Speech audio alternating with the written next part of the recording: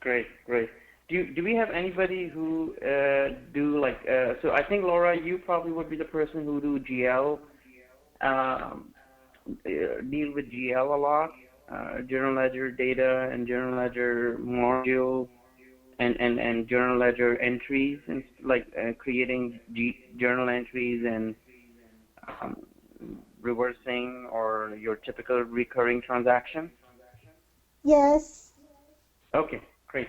Just want to make sure we have Kathy, who's in AR and financial reconciliation, and Laura, you're basically like GL manager slash reporting that creates financial statements for the upper management. Is that correct? Yes, that's correct. Okay. And Sasha, you're ERP guru where you bring like Epicor experience and help them with day-to-day, uh, making adjustments and enhancements to the application, correct? That is correct. Great. So with that being said, Jim, is it okay we move forward now? Yes, we're fine. Great.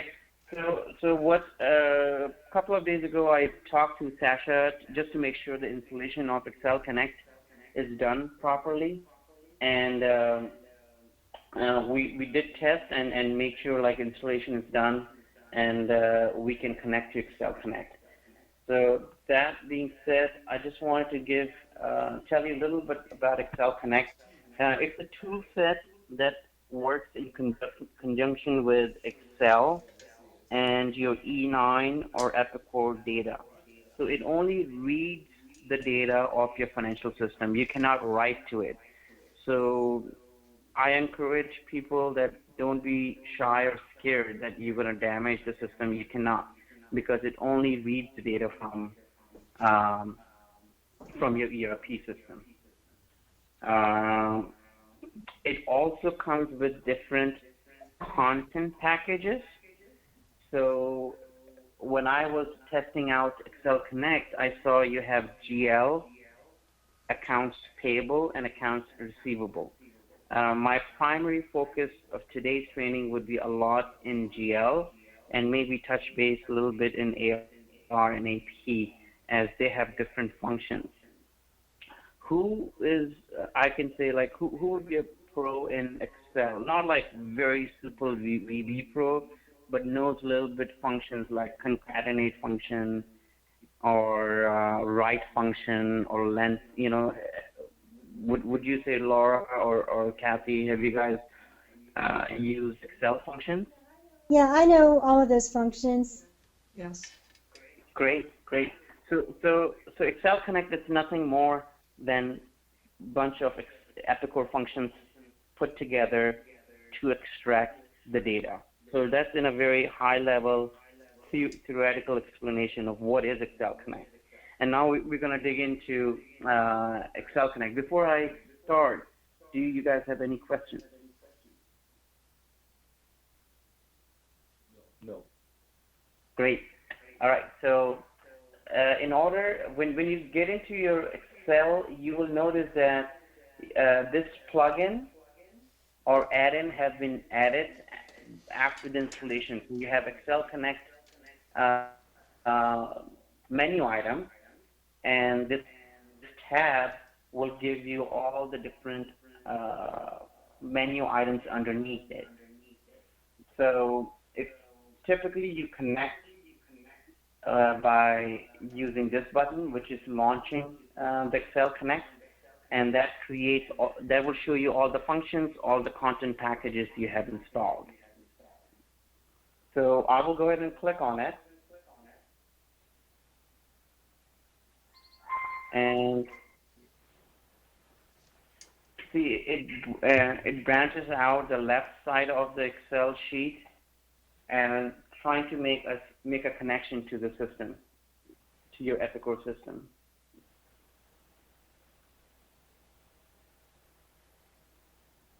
And there we are.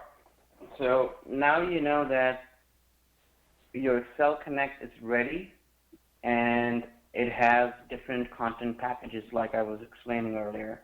You have GL, you have AP, and AR. So that makes the connection. If you don't see the bar on the left, that means you have XLConnect, but you have no connection to it. So this assures that you are connected to the system. The next tab, the next menu item is application. And don't worry, we will go in details of all of these. I just wanted to make sure you understand what these are, then we will go below, okay? The next menu item is, I highly doubt that any of the end users would be making any changes or going into this, but it would be more for Sasha and Jim to check, what is the configuration path, where is the administration path. The difference is administration have a different level of access versus the configuration path, which is the user have access to. You could do, you can refresh, you can set up the refreshing timer. You can say, hey, enable pop-up formula editor, and I'll show it to you when we will get into it. So you can do some basic settings of XLConnect. Jim or Sasha, any questions on that? There will be a lot of documentation on it as well, so I can share that with you after the training also. Yes, no questions. Data cache. Please feel free to stop me and let me know if you have any questions, okay? Otherwise, I'll continue until somebody asks me any questions, okay? Okay. So the next menu item is data cache. So the component, it could be for factory component. Typically, I haven't seen this error, but I doubt that we haven't cached any data, so that's why it's giving us this message. What ideally you should see is this box, data cache information. So the way XLConnect works, when it makes the connection to Epicor to extract the data for you, it holds that in the memory of your local computer, not on the Epicor server, on your local computer. And what it does, it tells you what sets of data you have collected and what has changed. So this is what the data cache gives you a log of the cache in and out. And think of cache like nothing, it may sound like a technical term, but it's basically a temporary repository. That it's a temporary container that holds your data like a short-term memory, holds your data for short-term until you're using it, until you refresh it or you delete it, basically. So this is like informational purposes only. And I think when we will start using it, we should see logs on it. I have not seen that error message, and I'm assuming the error message is because the cache is empty and we never used XLConnect before, so that's why that message is coming up. Any questions on data cache? No. Okay. No. Got it. And one quick second. Where did we go on that?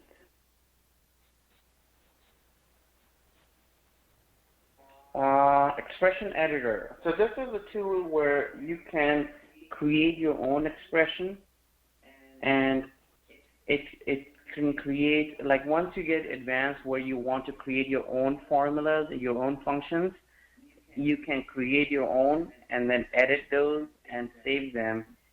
And we will get into the details when we get in the training a little bit further down the road. So this basically just allows you how to check the formula if you want to make any changes and all that sort of stuff. So that would be nice when we start using XLConnect and we become, pretty much savvy that, oh, I know all the formulas, but I need an additional formula. So you have to build that, and then you can confirm that it's working and it's available for you and other users.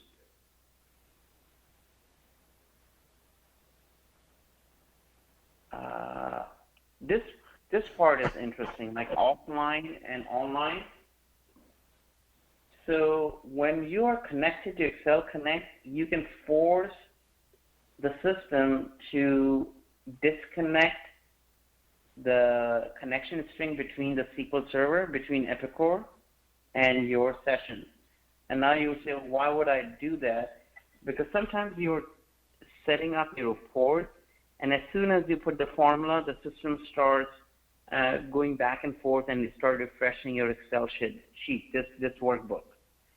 And sometimes, depending on the depth of the data or the amount of the data you are changing, it takes longer. So you could set it offline and set up your report first, and then go online, and it will refresh the data for you.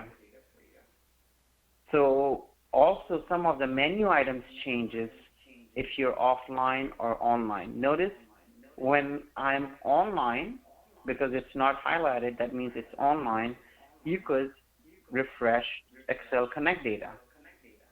So that means you can, whatever, let's say you have a cost of goods sold account, and you want to know in P1 what was the ending balance. You can refresh it, and it will go to the system and get the data from it. Now, if I make it offline, notice my right click have Excel refresh, not XLConnect refresh. So it's refreshing only Excel, not the data of Epicor. Does that make sense? Yes. Okay. So, and when we will be going into formulas and functions, I will also go in details on what does offline and online does for the formulas as well. So this goes here, and then this one, save changes to the XLConnect, is basically if you're making changes anything on the navigation pane. This is the navigation pane. So that basically, if you added a template, if you added a new function, that just saves those settings. This is different than this save, which is Excel save. So Excel save just saves the Excel sheet. Save changes to XLConnect, save the changes that you made to the navigation pane. Okay. The next part is scan for content. All right, so this is when XLConnect have been working just fine. Everyone is creating reports. Everything is fine. All of a sudden, your functions stop working for some reason. Your parameters are not out of whack. They don't make sense anymore.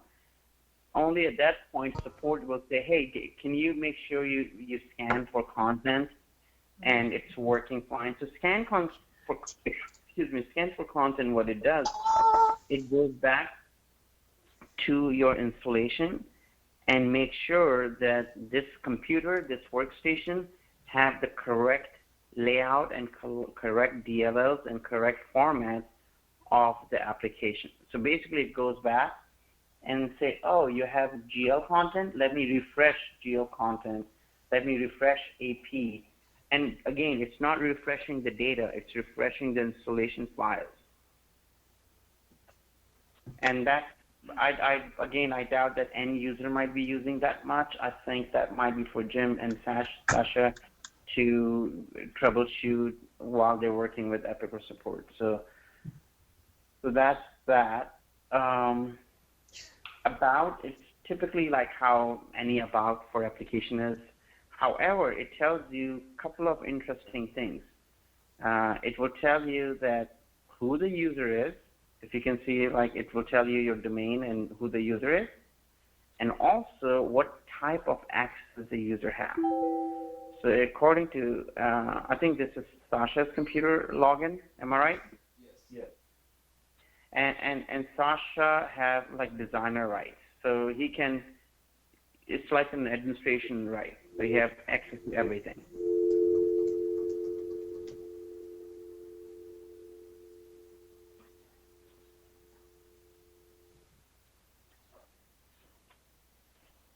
Okay, um, so that basically tells you, oh, also it tells you a very important portion where if you call support, Epicor support, the first thing they ask, what version and what build of application you have. So this is your version and your SP4.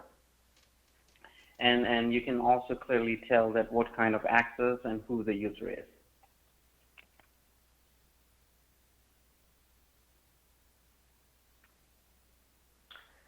Okay, any questions on these menu items of XLConnect? No. Okay, what I'll go, now what we'll do is we will go into some of the GL functions.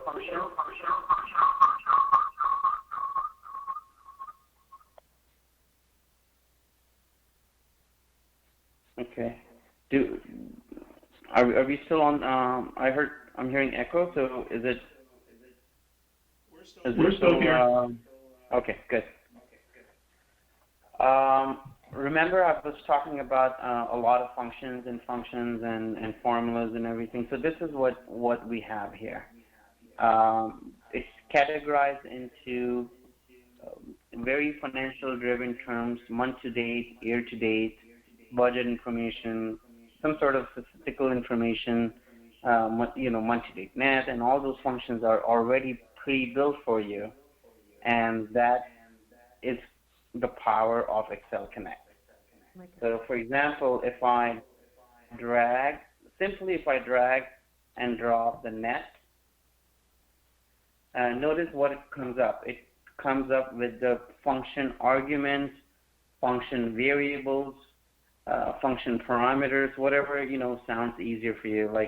So it comes up with, you have to fill in this blank to get the data. So Sasha, either you or Jim, can you guys help me with the name of the company you have in Epicor? You can type in. Yep. 1 second.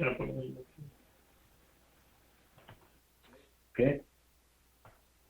And then, do you have any book ID? Is it main? Typically, users have a main, M-A-I-N. Is that the case with you guys? Yeah. Okay. And then, let's say for 2015, and just do it like for P1, and notice, I'm sorry, I'm taking over, Sasha. Okay. It's thinking, because you didn't specify an account, a seg1 or seg2. So I guess it's doing a lot of data, like for all the chart of accounts.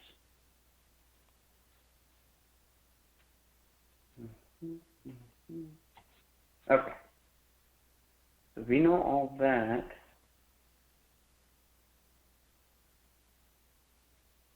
Did you do something? And would it be seg2 is your natural account? Is that right, Jim? The way you were telling me, is seg2 is your natural account, or Laura or Kathy? What was your question? What is your natural account? Is it segment 2? Yes, it's segment 2. Do you have a segment that we can use for this example, like cash account, or whichever account you feel we can validate the data? Okay, our cash account is 1005. 100. That's 4 digits. Okay. So it's really 4. Okay. So what we'll do is, let's see if we should have a value for it. Can you make because what does not make, it's saying, is this the correct company name? Yes, but I'm not sure about the book ID. We'll probably have to look that up. Okay. Maybe that's an accounting question. Maybe Lauren, can you guys tell us, like, if you have different books? We just have one, but I don't think it's called main in EFG1. It's called something else. And It's called Book I One. can't get into my Epicor now. Yeah, it would be nice. It would be good because we can validate the data also. Like, Laura, do you use the chart of account tracker to check your account balances? Yes. Okay, perfect. So we can, that way we're not only training with this, we can validate that our training makes sense. If you pull a account and a period, we can make sure that it works.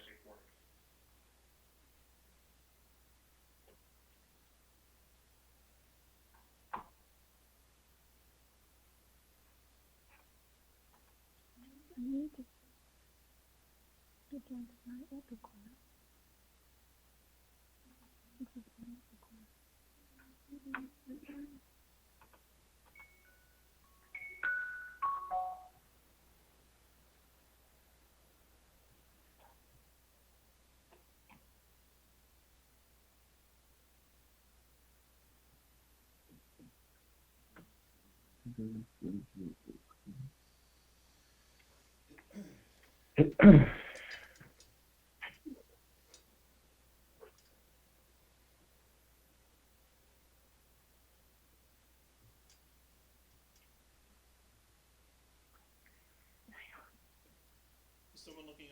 Is someone looking up the book? I would like to, but I can't get out of the GoToMeeting on my computer. Oh, you can minimize it. Hit escape and minimize. Oh, okay.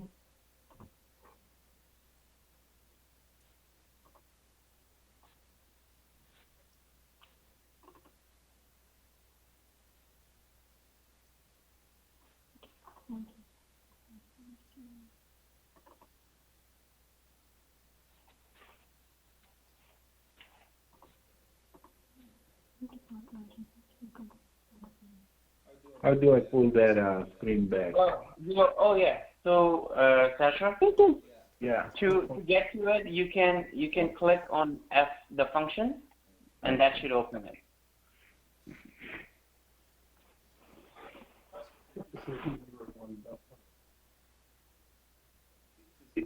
Series what? Does this matter if it's 01 versus 1 for the fiscal period? Shouldn't matter, but the company also is, we should have balance for that account. It looks like it might be called Elgin Fastener Group. Okay. So Sasha, can you run either go in the company setup and just make sure it's the company ID is correct?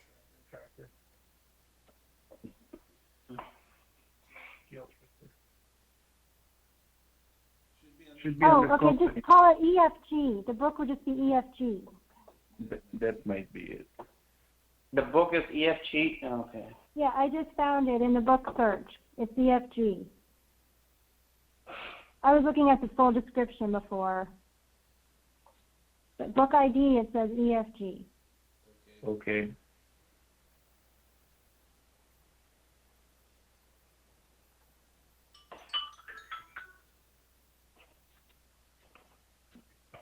In the old world, it was main. EFG1 is EFG. The EFG or EFG1? It's just EFG for the book ID. Okay. And this, is it segment 2, or you know what we can do, Sasha? Can we go to the tracker? Okay. And then I want to see how the GL chart of account is, because you were saying we're positive the company ID is EFG1 and the book is EFG, right? Okay.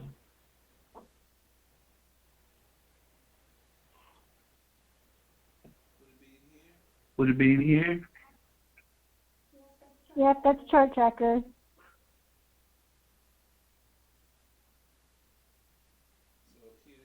So here is the book. Is that it?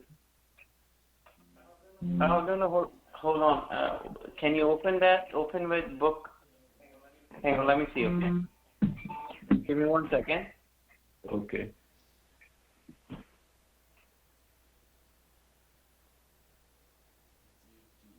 DFG. So the book is CFG.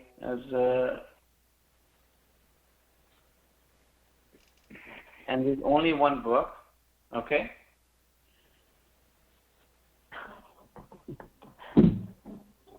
And go ahead and pull that account, the 1005.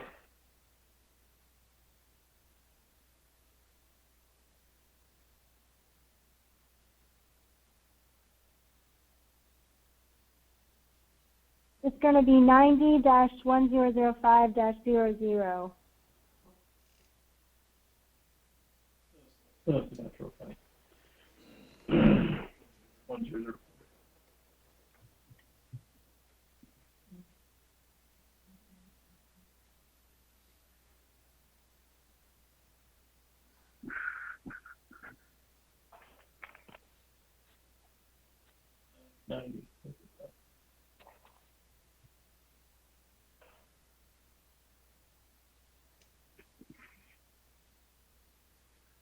Okay.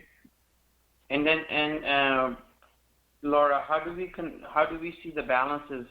If I wanted to see for P1, what was the balance of this account? Go to the Movement Summary tab.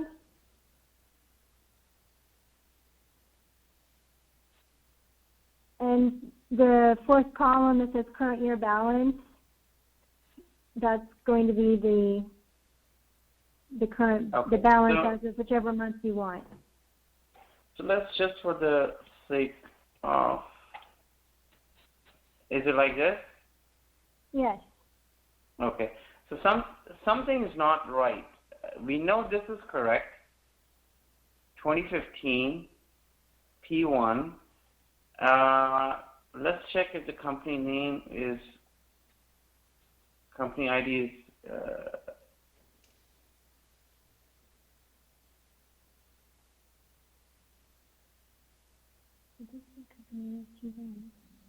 Right there it is on top. That.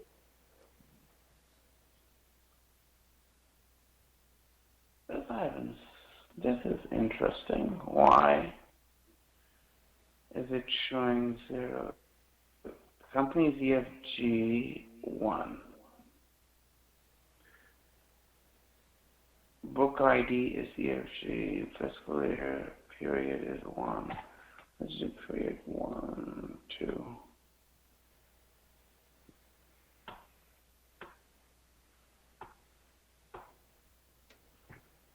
That should be 00. But it shouldn't matter. 00?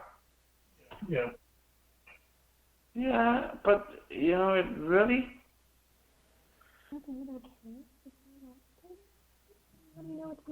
I'm used to usually when I start this, I'm used to scanning for content first thing when I start this to get any data out here. And did you get any errors when you were scanning for content? I'm just going to try one more thing. Well, we did not scan for content this morning, so I've been instructed by Epicor to scan every time I start Excel. It's good, but it's not necessary. But we'll do it. I just want to check, can I see anything on year to date? Come on. 90-1005.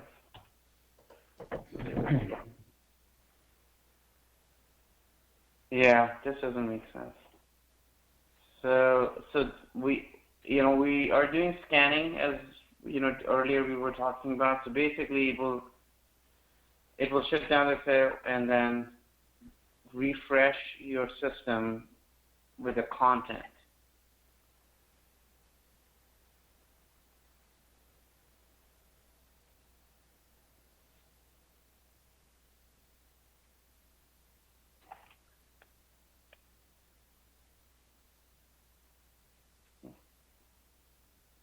and every time it does this, it closes Excel. So that's just part of the procedure, so everybody understands, right? Yeah. So it closes down Excel.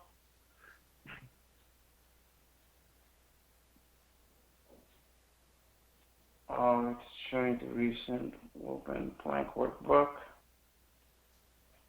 XLConnect. Connect.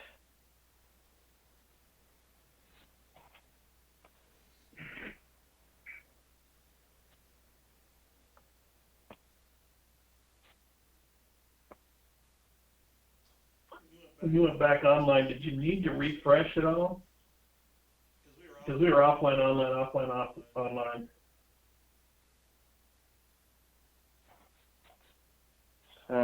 Function, month to date. Let's do this. EFG 1. EFG 2015. 1.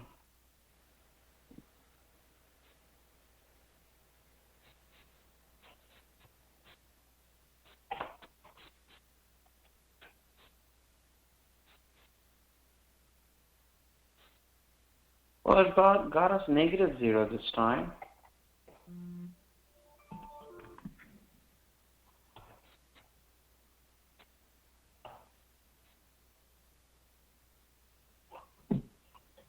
This doesn't make sense. Let's do this. Oh, question.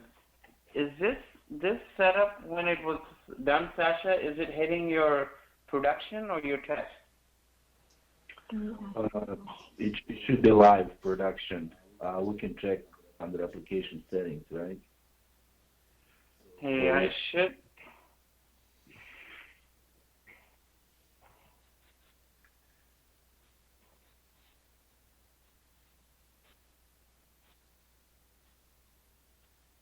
So it So does. it's bringing that. So it's bringing like informational. Let's check in application settings to make sure where is it going.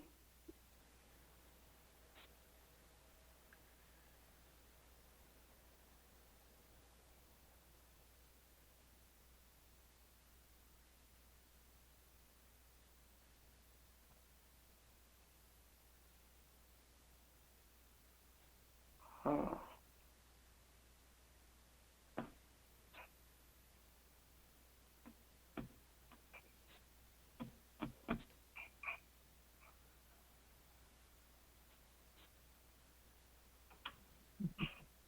Yeah.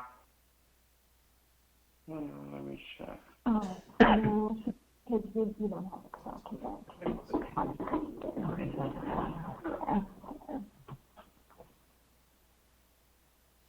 And you can see that it's connected. I mean, it's getting the data. It's not getting data. Maybe something with that account. Can we try different account? For a different query. Yeah. We can try different account, but it's a very basic, and we saw that this account have data in it.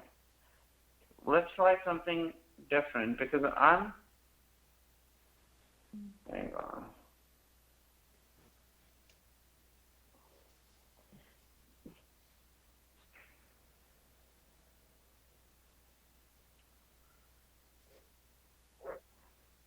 I know that it works because about a week ago I was just kind of playing around in there and I was able to retrieve some data. So I know that it has to work. So in that case, I don't know if I can. Let's try some different account in that case because we are supplying the correct parameters. Let me try this. 2014. You have data in it since 2014? Yeah. Come on, why is it so slow?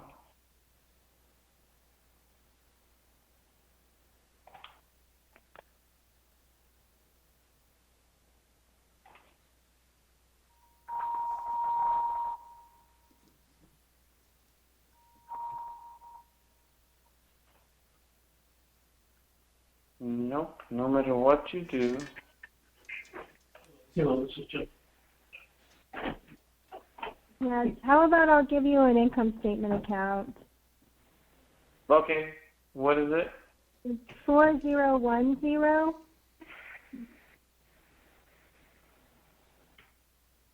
So you'll have to take it off of 90 because 90 doesn't have any sales. We'll have to pick a different plant. How about 50? Or just leave it blank.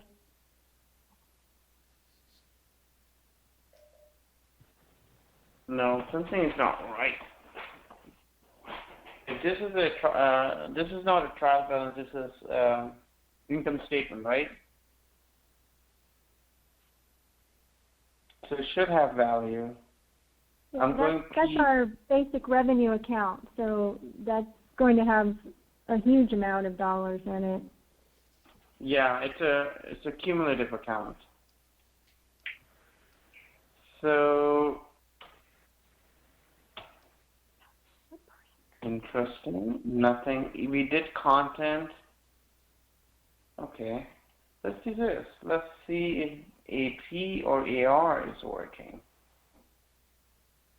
Invoice summary, document currency, sales amount.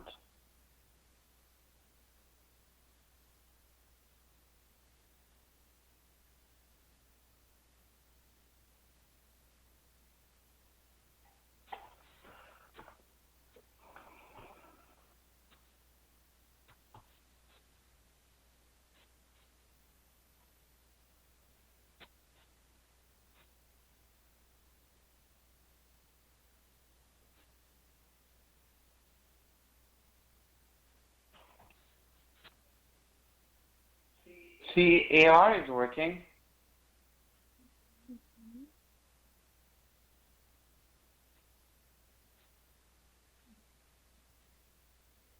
So AR brought back dollar amount.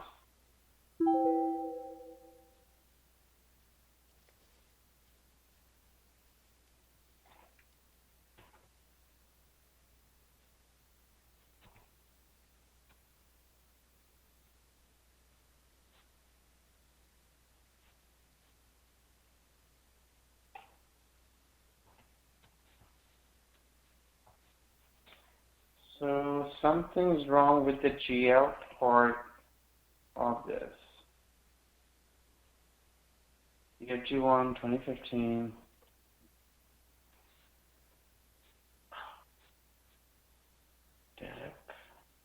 See,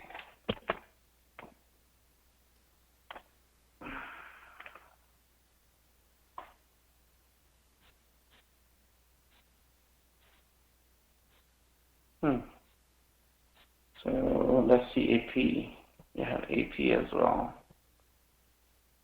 Ranking, invoice summary.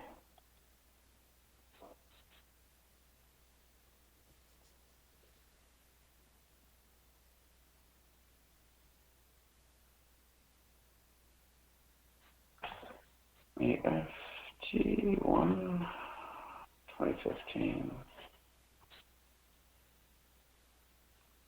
Week 3.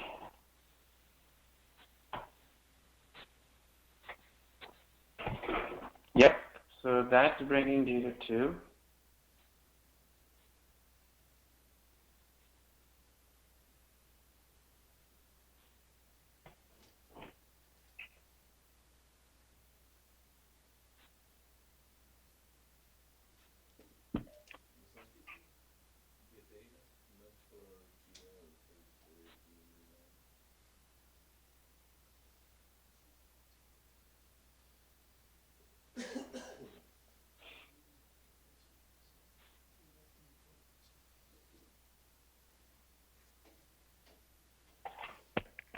Sasha, can I use recommended settings?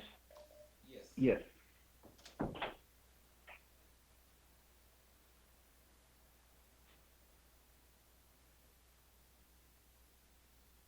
Okay. How come there's one? The only thing I'm suspecting is the book ID.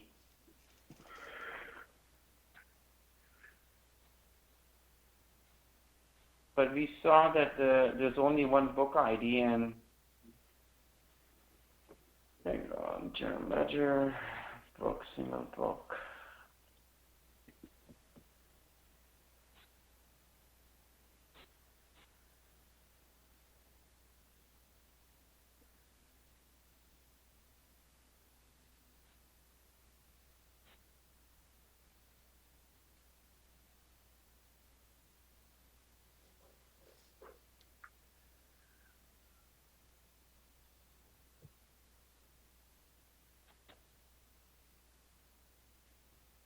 That cannot be true.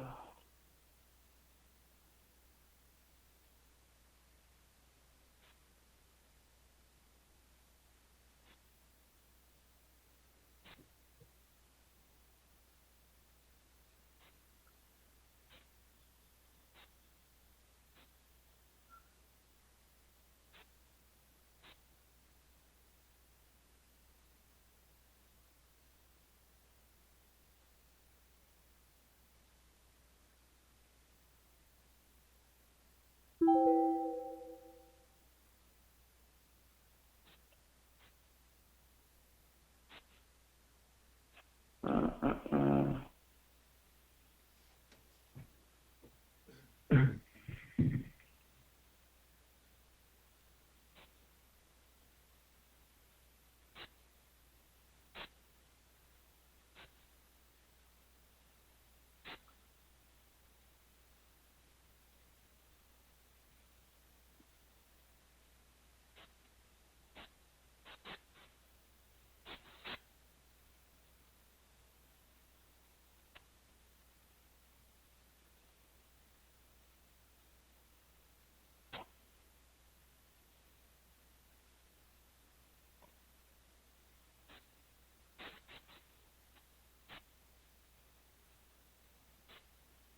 1005. I figured out what it is. The natural account is really considered segment 1. Oh, so it's only the display?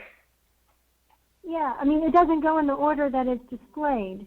I just looked up in the configuration, the chart, the natural account is segment 1, the division is segment 2, and the department is segment 3. So the division and the chart are set up opposite from the way the whole account string actually shows up. That's why I was guessing the natural account was 2, but it's actually number 1. Okay. So seg 1 is natural, and it's Yes. 1, 2, 3, 4. Seg 2 is what department? No, that's the division. Oh. And it's 3? That's 2. And 3 is what? Plant? That's the department, and that's also 2. Ah, okay. Okay. So That's when you're what- writing them as a whole string, you show the division first. It's the 2-digit division dash the 4-digit account dash department. So the string is just opposite from the way it's, I guess, configured. Okay. So that solves that mystery, because Yeah. I was like, everything is working, why this part is not working? Yeah, there you go. Okay. Sorry about that. No problem. Can you guys give me like maybe a couple of minutes, or do you guys want to take a couple of minutes break and I'll be right back? Okay. No problem. So give like not more than 5 minutes, okay? Okay, no problem. Thank you. All right.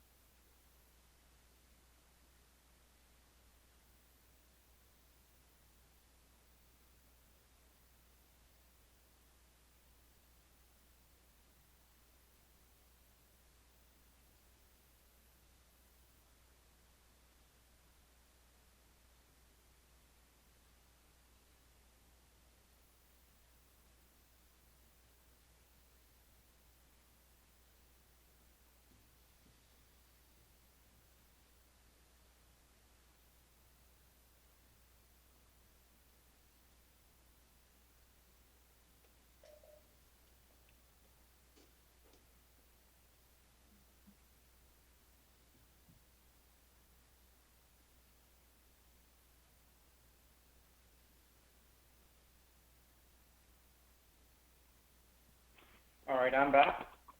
All right. Okay, so now we know how the count is set up. So is it everybody here? Yes. Okay, great. So what we just did was a very ad hoc way of checking your data.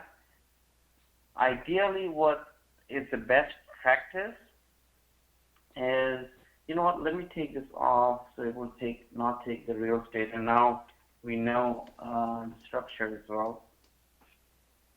Let me put it in Notepad, and then if I need to see it. So what I'm going to show is like how would be ideally to set up your reports where you don't have to make any changes, and rather than changing the formula, you can just change the reference. So I'm pretty sure you guys have worked with cell referencing. This is what it will do. So for a company, I'm just setting up a legend.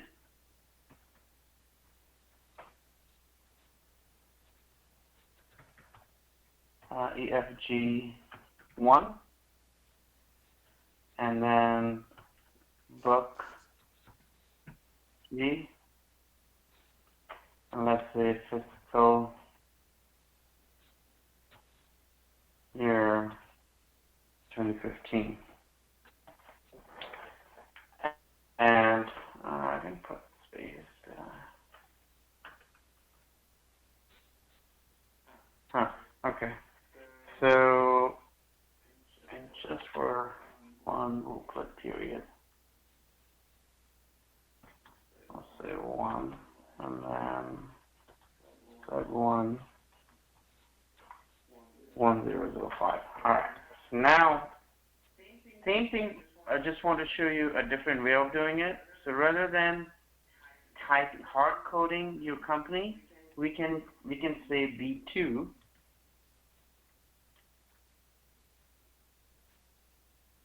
So B2 basically is this, C2. And notice as soon as I put C2, it shows me the company name.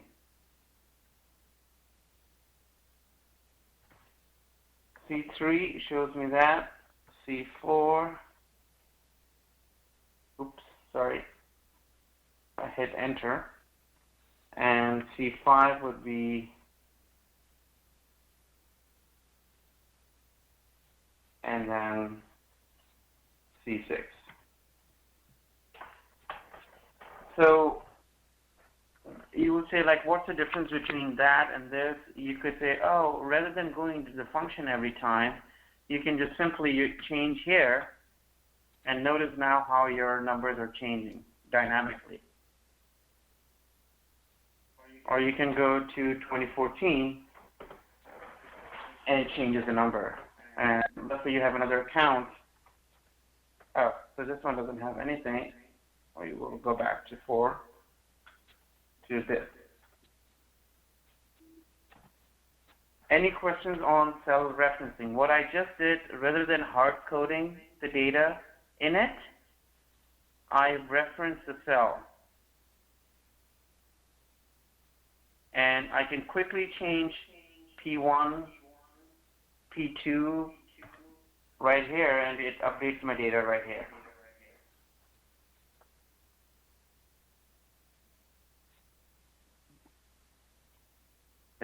It's pretty straightforward. Do you have any questions on it?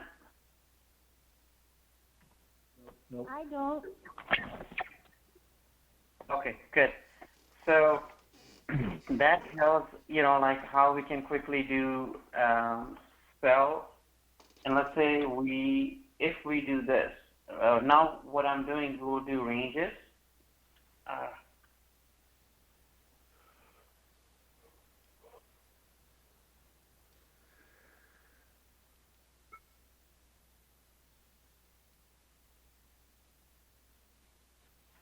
I can say that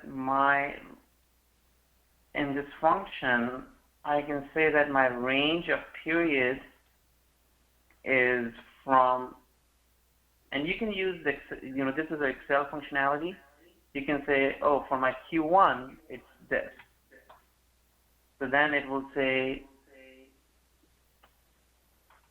C5 to E5, and that becomes your, and I'm not focusing on not focusing how pretty or ugly it looks. I'm just giving you the concepts of how you can use cell ranges, how you can use cell references to build up your report. We can work on, Laura, if you have an existing report, we can work on that as well. But my goal is to make sure you feel comfortable enough using the functions, just like how you use Excel, basically. So quickly, from here, I changed this, and I can do Q2 here, and basically copy the same formula here in Q2 column, but change. Okay, that brings a good question. You say, oh, it needs company ID because it's using D columns, right? So we can anchor the cell for the company because that's not changing ever. Our book ID is not changing ever. I'm sorry, that's column and then the cell. Why is it acting this way and not that?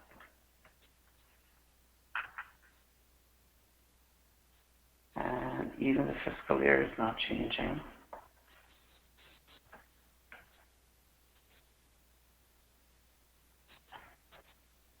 So now if I copy this formula to Q2, it's blank, which is fine because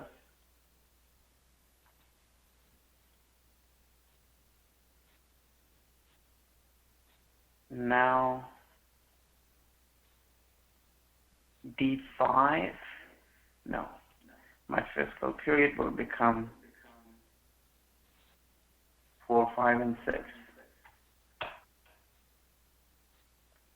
And currently it would be blank because you may not have entries in it. But what if we change 2014?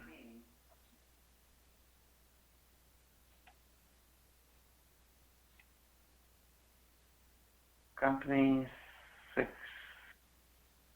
Oh, that's why.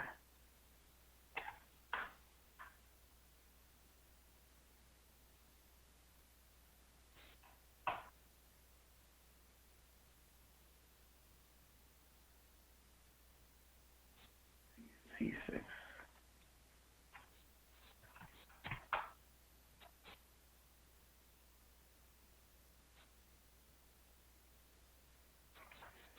So, do you see how we can copy and paste the formula and just change the settings in it, and you can have Q1, Q2, and the rest of the fiscal year. Does that make sense, guys, or any questions on that? That makes sense. But you see quickly, like I'm doing nothing, basically copy and pasting and changing my ranges to get to quickly Q1, Q2, and I'm going to anchor this as well. No, I don't want to anchor because eventually you want to use the range of Seg1s and range of Seg2s and range of Seg3s based on the reporting requirements, right? Yeah, could be. Because you probably, if you are doing P&L, you might have your cash and then you have your receivables and show different kinds of accounts. So you could have simply create a sheet, and you can reference your chart of accounts on that second sheet, which will go through and build your report. So and I'm switching back to the right-click functionality. You see now we have XLConnect, refresh, and then you can also have a drill down capabilities of what is made up of this 1.7 million basically. So you can say, oh, I want to see the transaction detail list basically. So that will give you, I'm pulling Q a whole quarter for 1 point, so it might take a while, but it basically have that information as well. Mm-hmm. And I'm pretty sure it's still retrieving the data. Oh, there's an error. So there's, Sasha, you might need to check with support on this error message, because some of the DLLs are not registered properly, and we have run content refresh twice already.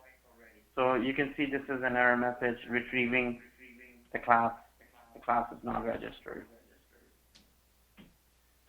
So typically what it does, when we right click and I say, hey, I want to see the data in detail list, it extract all the data GL transaction that made up to 1.7 mil, you know.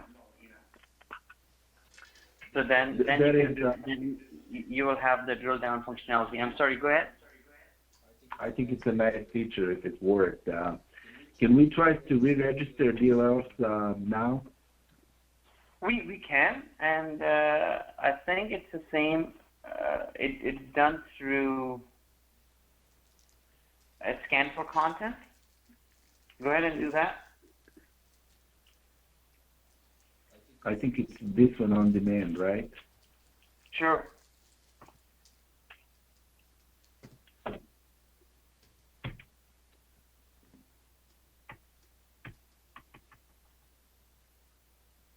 Oh, so we have to close this.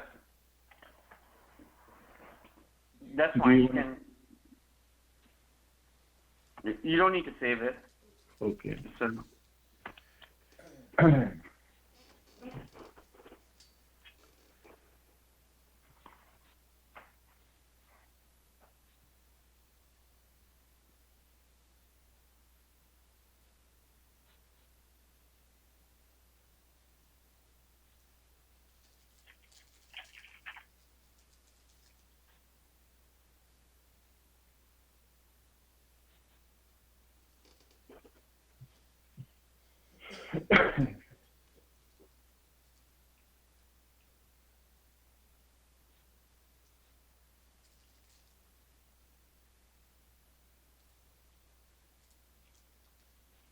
Okay, can you try again?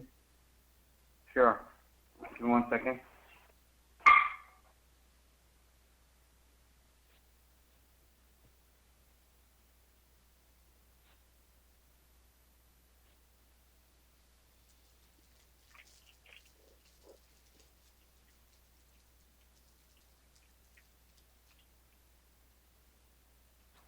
Okay, so let's drop the basic one, the one that we were working on. And just for testing, I'm going to add hardcode the data. EFG 2015. Come on.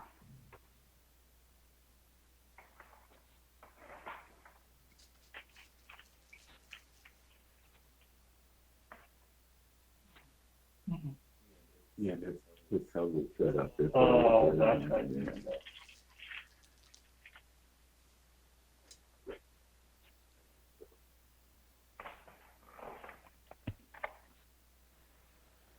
So now, if you right click on this, it should pull up what's behind this number, all the transactions. This is a nice feature, but it carries out. Yeah, see, it's getting the same message. If I pull small data or low data, little data. So it's talking about some COM object. I'm not aware of which COM object it's referring to. It's talking about pass right here. I'm not sure if it's due to Office 365, but we can find out from support like exactly what this message is about. But in an ideal situation, it gives you the details of what this 340,000 is made up of.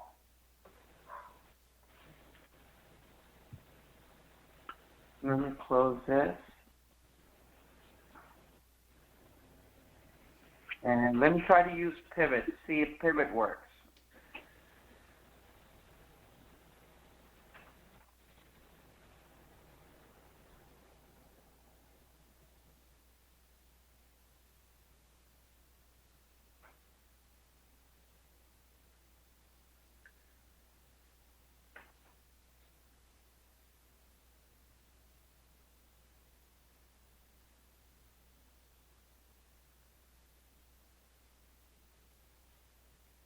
Okay, so the pivot part is working because it's summarized data. It's not a lot of data. You see like how in the pivot you can make changes. And let's say we need the check account. Oh, it doesn't have check number. But that's the functionality of. Let me add this also. Okay, no. But this basically, it gives you the capabilities of drilling down the data, pivot level, or just simply transaction detail level. And we saw that the GL transaction detail list was giving us an error message.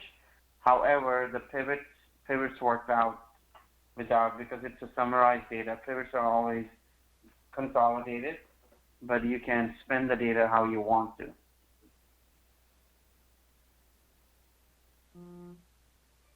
Can you scroll down to see the other available values in the pivot? Yes. Journal control number is there.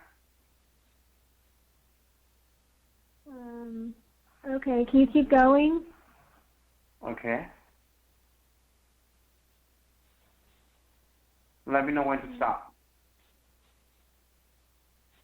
Okay. Well, I guess go back to the journal section.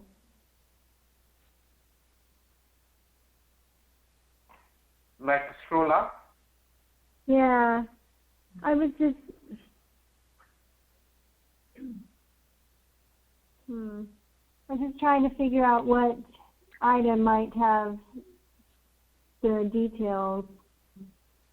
If I have to suspect, I would try journal line or journal control number. See, this has a journal line. Okay.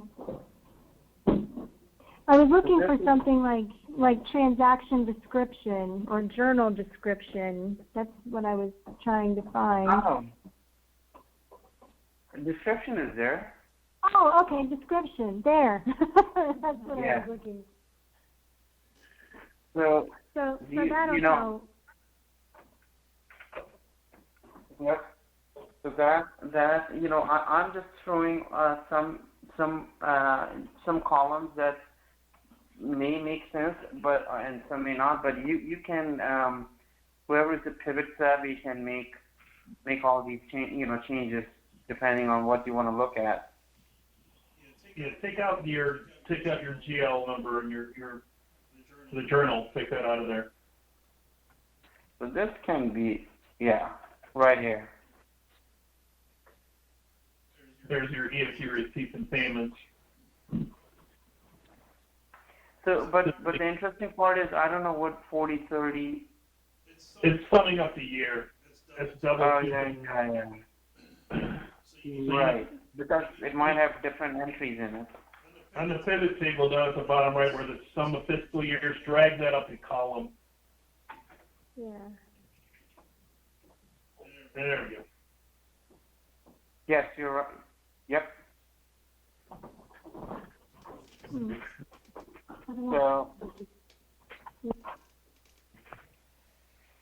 Now, can we drill more details in this? we can, however, we were getting, like, you can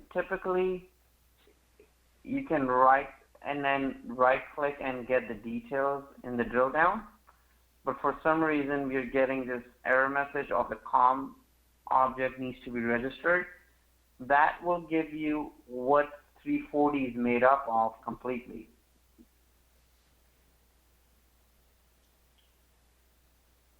And this is only a 990, and I don't think I filtered out 90 here, which is sec 2, right, Laura?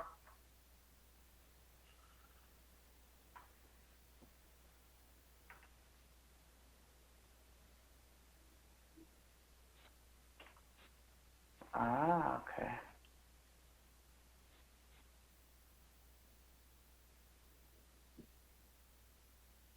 We're getting debits and credits there, right? You're getting some of book. Right. Debit about. Hang on 1 second. Let me go and bring the other guy up.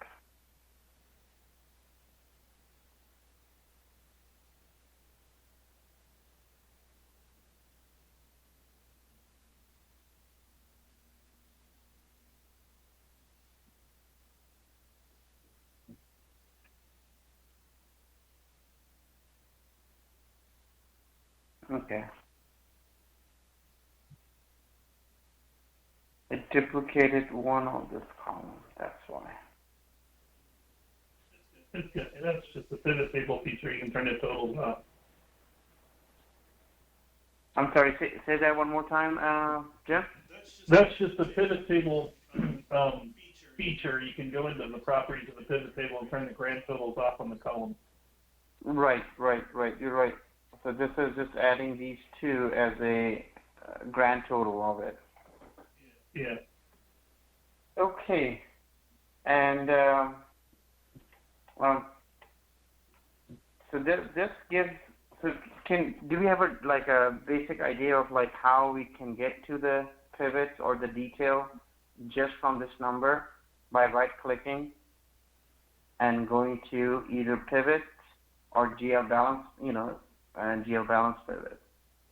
So you have that capability of any of the functions, especially this month to date net.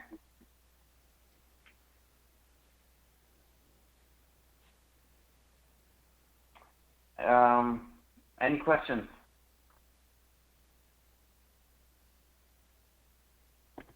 No, Yes, I'm no? fine. Okay, so how comfortable do we feel that we can take? I'm sorry, go ahead. Oh, I thought somebody was didn't say saying anything. something. We were just looking at the weather because we're having severe thunderstorms and hail and that kind of thing. So we were just looking at the radar. Sorry. Oh, wow. Oh, where are you guys? Yeah, You're in there are Chicago? apparently warnings out. So they came and told us we're in the conference room. We can't hear a whole lot of what's going on. So they came and told us about the warnings just so we know. And they said they would come and get us if we have to take shelter, which is nice. So. Well, I think it's the power of XLConnect doing all that. So, okay, let me know if no questions, if we need break, or can we take one of your existing report? Laura, do you feel comfortable enough? I'm not sure who will be actually building reports. I'm assuming that it's you and Kathy and Jim and Sasha may be just supporting and helping. Do you feel comfortable where you can take one of your existing reports that you want to use XLConnect with and see with live scenario? I really like to work with your, requirement versus just going through verbatim training session, because we always learn something new and have better training when if you have existing report that you want to use. Otherwise, I can show you one template that comes with XLConnect, and we can use that. That might also give you a good idea So either way, I'm good, but we have income statement that we can use if you like, and see how it's set up. Okay, I do have a really large Excel spreadsheet that I was hoping to incorporate into XLConnect somehow. There are a lot of variables and input places, but if you wanted to take a look at it, I don't know how you want me to get it to you. Yeah, so you can share it with Sasha, and on his machine we can display it. I quickly wanted to show, just go over the functions, and then the way I learned from hearing you and other users, seems like you're pretty savvy with functions and know what these have. Do you have the user guide of XLConnect that explains all these functions? That what is net unposted means, what is net journal entry is, or do we have explanation of those functions? I don't think we do. Yeah, I don't think so. I think it would be what I would do as a part after our training. I will send you guys the meaning of these, because it would be nice to know what does it mean. Let me see if I can copy and paste here. You have that user guide available in PDF format or something? Yes, definitely. I have it under PDF, but I'll send it, email it to the team, whoever is on this call, and that way you will have actually the meaning behind it. But it's very, like the MTD is month-to-date net, the net amount of debit and credit for the period, for a specific account, and the DB is only the debit, CR is only the credit of for that period of that account, which is, I just covered, this one, debit and credit, and then the net posted is going to be like whatever is posted and committed to your journal ledger and what's not committed to your journal ledger. So that's like a brief, quick description on these. And very similarly, you have same on year to date, with an exception of beginning and ending balance, and that basically gives you the beginning balance for the period for an account, and as well as the ending balance of a account for that period.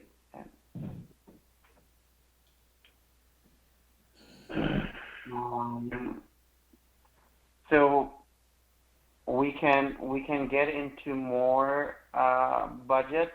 We learned that we don't have budgets in Epicor yet, but once you have budgets, you can use a budget function as well if you're doing actual to budget comparison and variance, or better and worse. So you could use that with actual versus budget, and then show that data as well. In one column you could have actual, and in one you have budget, and then in actual you will put month to date, this one, and then in budget you will put month to date budget data.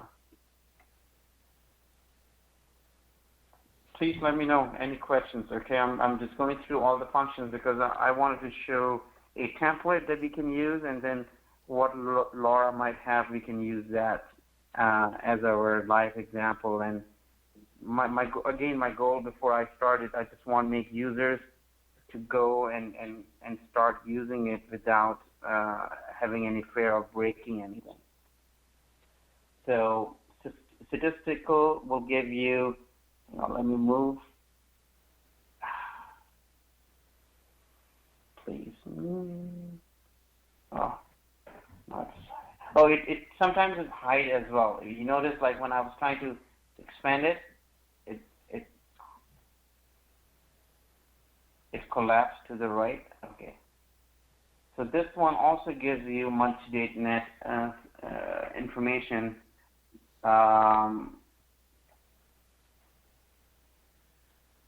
Laura, do you know you can use this data and create charts on it if you need to.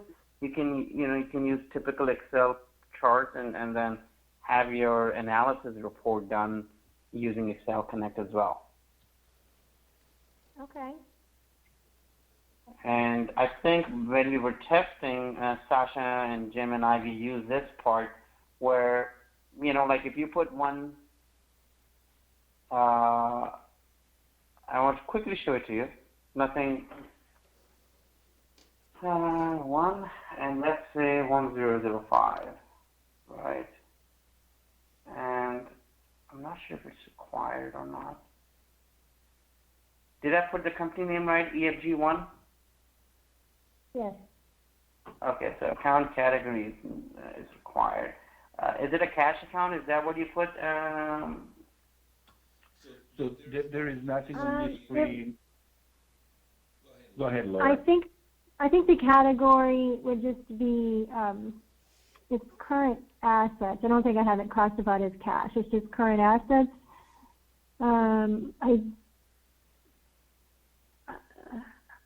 I think it's like a code. I think it's like CURR_asset, something like that. I can look it up here really fast.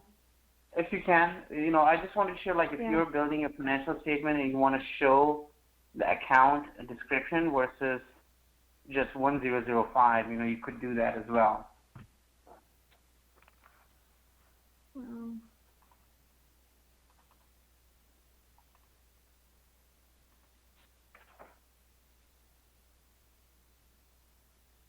Okay, I think what it's going to be is CUR_ and the full word assets. Forward assets? No, just CUR and the underscore and the assets, plural. And I have it all caps. I don't know if that makes a difference. It should be bringing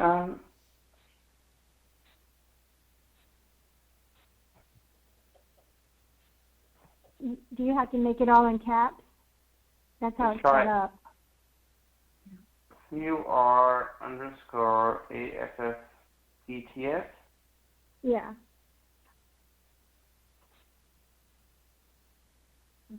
Oh, it's chart of account code. Maybe it's looking for the entire code. So home, it's 90 dash. And then -00.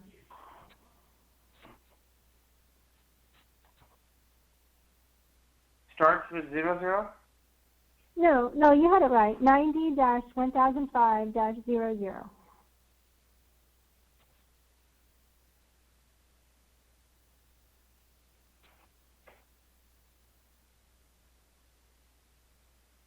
Yeah, it should be giving me the value here. And you're saying the ID, is it like this? Yes, that's how it is. With 1 R or 2 R? Just 1 R.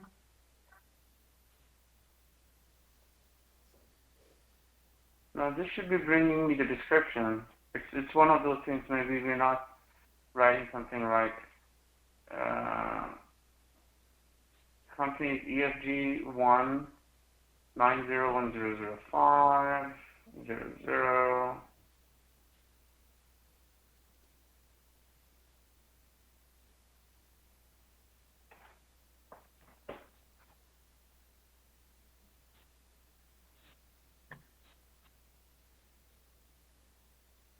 That's strange. Why is it doing that? I know I have used this function and it has brought back me the description of the account.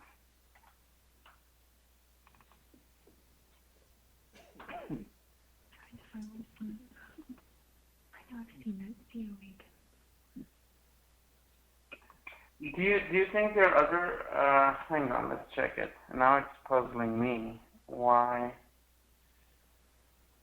This is it. There's no Does other. the COA code need to be EFG? I'm sorry? Does the COA code need to be EFG? Hang on. Yeah, so that, but that's the book ID, right? It looks like it brings the value now. So Yeah. So with that form, so it's account category description, and this is the one that we need.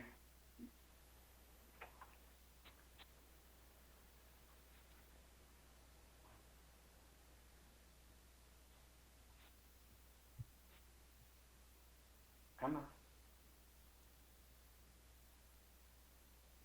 This is the one I was looking for. So that's your basically 1005 account, and that's the description.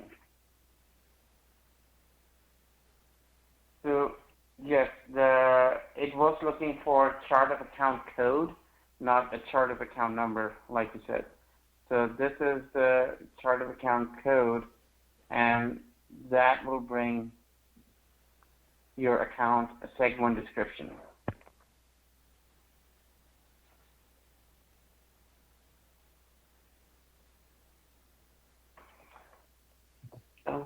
Okay, so do you think we can check a template and see how it's set up and see how we can use your file to do the data and play with your report? Sure. How do you want me to share my file? So you can, if you have it on a thumb drive, you can give it to Sasha. If you have it in email, you can email it to Sasha. Is it saved somewhere, or can you save it on Everyone Drive or somewhere? Okay, sure. Actually, okay, yeah, hang on. I have older versions that are finalized that are already saved out in a folder of mine. Do you want my current month template? Doesn't matter. We just need a form. Okay. Well, how about you just go to the accounting drive, Mm-hmm.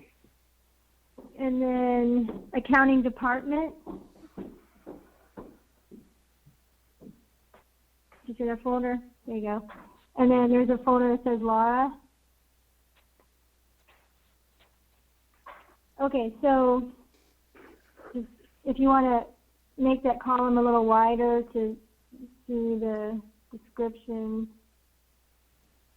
All right, so if you want to scroll down, the most recent one should be the February 2015 EFG monthly reporting package, 2015-02 final. Do you see that one? That's my large reporting package that I am constantly copying and pasting data into once I run statements out of Epicor. So it would be helpful to have this, have XLConnect as a tool that I could use for this large Excel file.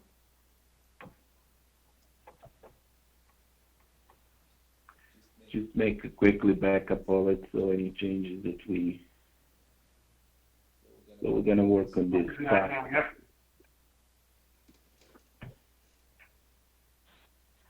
So a quick question, like while we're making a backup, how comfortable Laura, you feel like now using the system XLConnect and making changes, or try to incorporate your report? I don't know how the complexity of your report, but my goal would be comparing your report and take one of the income statement template, and we can compare that and try to see if that works for us. Okay, that's fine.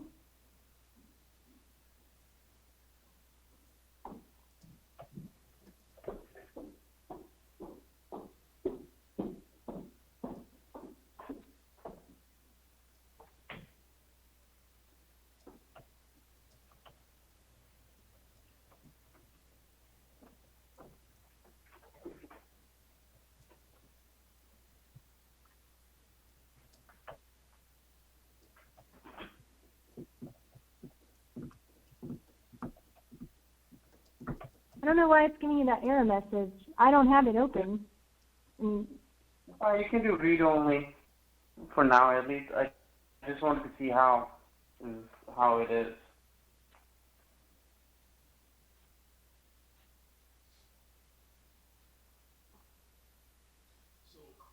So what we could do is to create on the second sheet, basically the XLConnect version of this report. We can look on sheet 1 and then reference to the data on the sheet 2.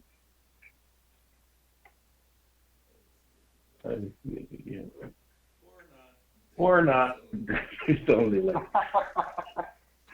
You know, like the thing is, again, like this is the entire accounting package. So Let's grab one of I would. Yeah. Do you have two versions of the spreadsheet open? It looks like there's two Excel icons down there. Okay, I guess not. I thought maybe that was part of the. Okay, so where the input sheets are would be at the very back. So if you want to right-click to see the whole list, I can right-click on the arrow. I can tell you which tab to go to.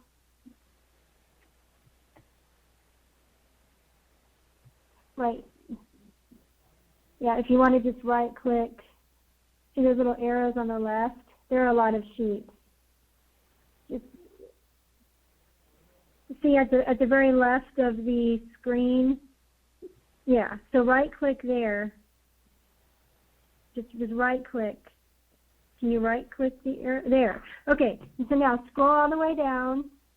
There's a lot of sheets here. Okay, actually scroll up just a little bit. You'll see balance sheet input. So if you want to just click on, how about balance sheet input dash Chandler? Click on that tab. CHA. There, CHA, sorry. Okay, so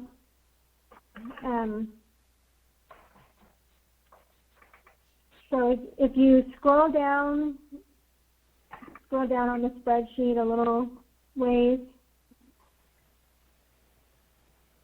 you can get to the blue font. That's where I copy and paste the data in.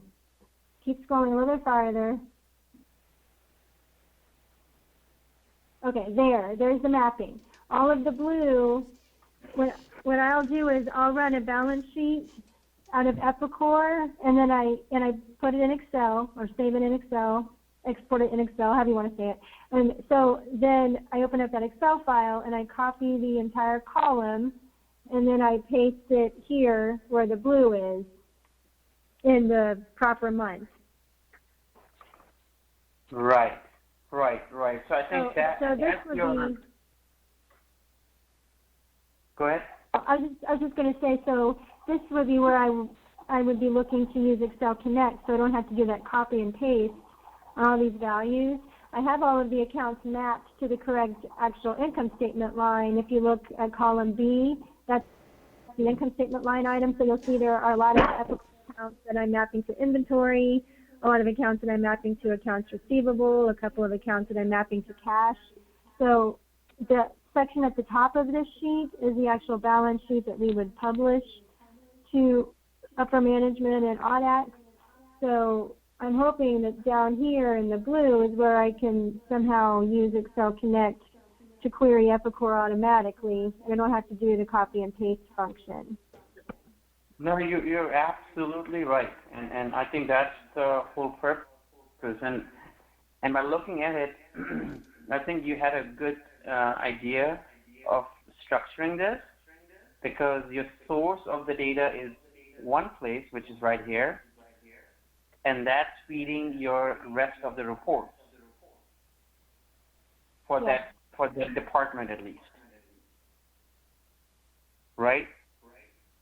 Yes, for this particular division. Yeah, but why did you do such? Have you tried getting all the data in one sheet and then just map it, so that way, like for example, that LEO, would have the same structure, and then you have to do this again here by different sec2, right? Right, I run a balance sheet for Leland and paste it in there. Yeah. Okay, so just to keep it simple, this is a copy, right? And read only. Yeah, so and what do you say this as? Do you want to save it in current folder? It's It's fine. the desktop. Move it to the desktop? Yeah, it'd be faster. Oh, I'm sorry. Hang on. So now this is desktop and this. Okay. So we'll say copy with Excel Connect. Okay. So now we are. Hang on. Let me see. It must be a huge. Yeah. It must be. So now we are not in read-only mode. So what my goal would be, and what our goal should be, that how we can use column C for our seg1, right? Yeah, column C for our seg1, and then then CHA might have a department code which would be your seg2, and 00 would be seg3, correct? Right, yeah, the seg1 is going to be the account number, and then their division code for Chandler is -30, and then the department is 00. We don't use departments on balance sheets.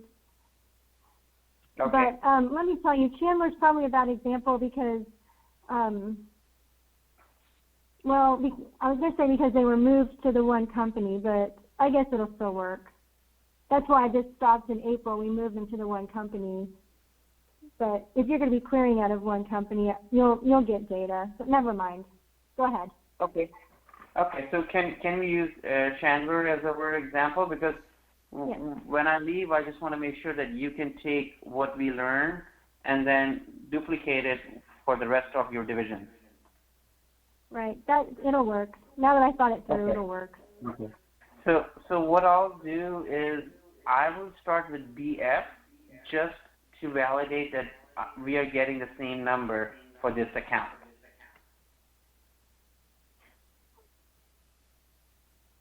So all I'm doing is dragging and dropping, and then once the formula editor comes in, just for the testing purposes, I'm putting it there. EFG1, EFG, and this data is going to 2014, right? Yes. Or this is going to 2013 December. Let me know if, and then. Well, actually, EFG1 won't have 2013. It'll have 2014 data in it. Okay, I see what you're saying. So we can do this, and then we can say our seg1 is this guy, which is C65. Yeah. And then seg2 is what? What is Chandler? It's division 30. So it was 30? 30? Yeah, 30.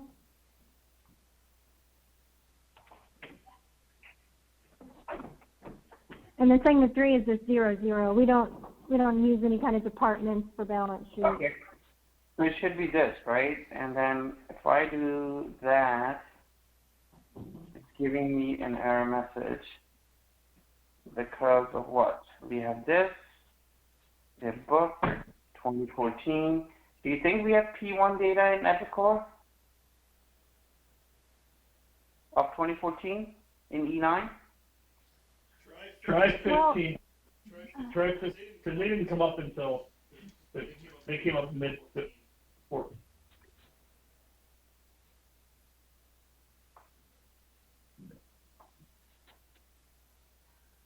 Oh, you know what? Let me do this.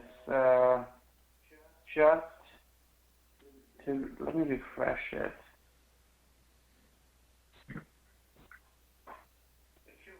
When you're refreshing, it shows you at the bottom like what percent it's doing.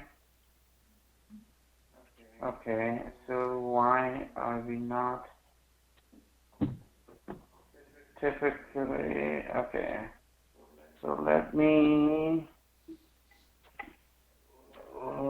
do this. We know we validated 1005, right? Yes. And what was Oh, that well, count? 90? no.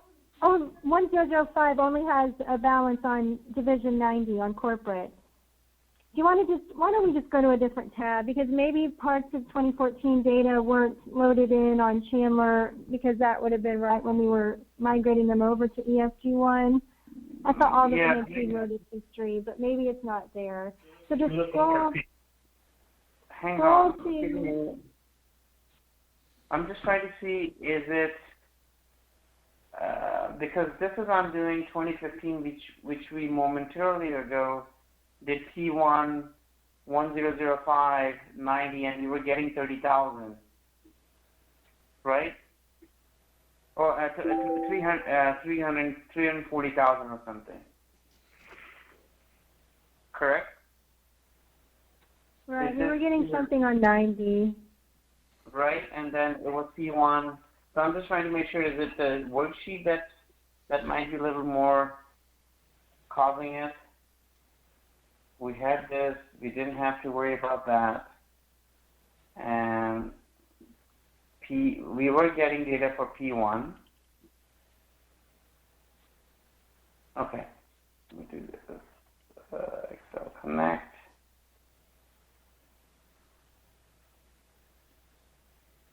Scan for content, and it will clean it. Yes, this is our what? Okay, let's save this guy. So what happened now that we need to close Excel? I'm sorry? What happened now that we need to scan again? I'm just making sure why I'm getting a value error, like why my function is getting a value error versus giving me the data. So I'm just checking like Excel add-in configured, which was not, oh.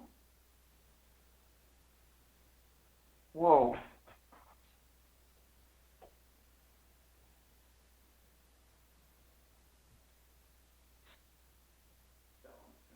That was strange. Let me scan again.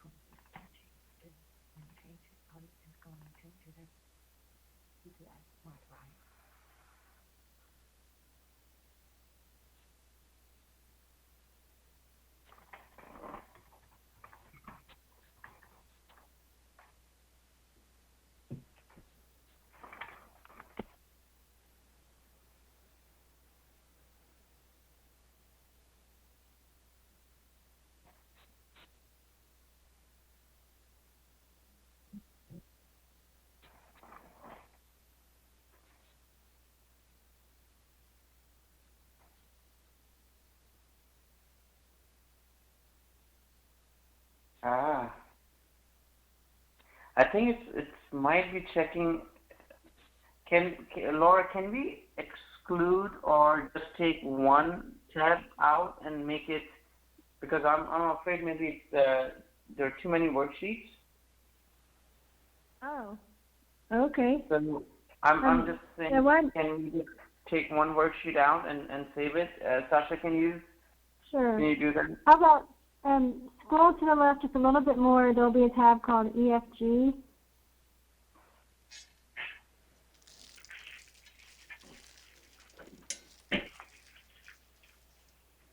It's just to the left of this, the one that you're on is hold code. Go to the left.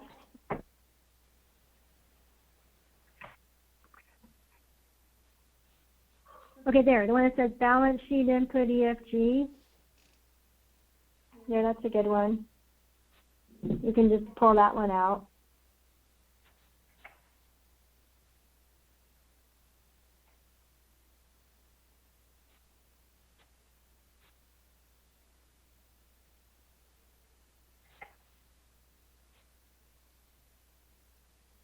That's too overwhelming. Right. Okay. So, is that going to be helpful? I don't know. To be able to have to do all that. You can't on me. And there are no formulas or anything in it that would, there's nothing dependent on it, right? Well, there are other tabs depending on that one, but this tab does not depend on anything else. So if you wanted to pull Okay. this particular tab out, it'll be fine.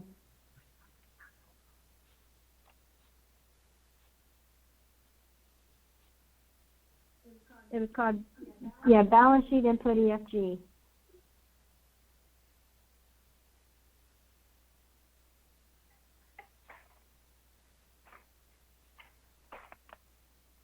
Okay. Now we have only one worksheet.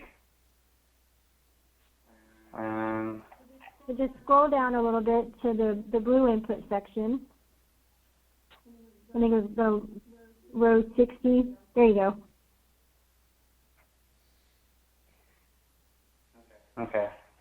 So what I was trying to do is mimic your data, but using XLConnect. Okay.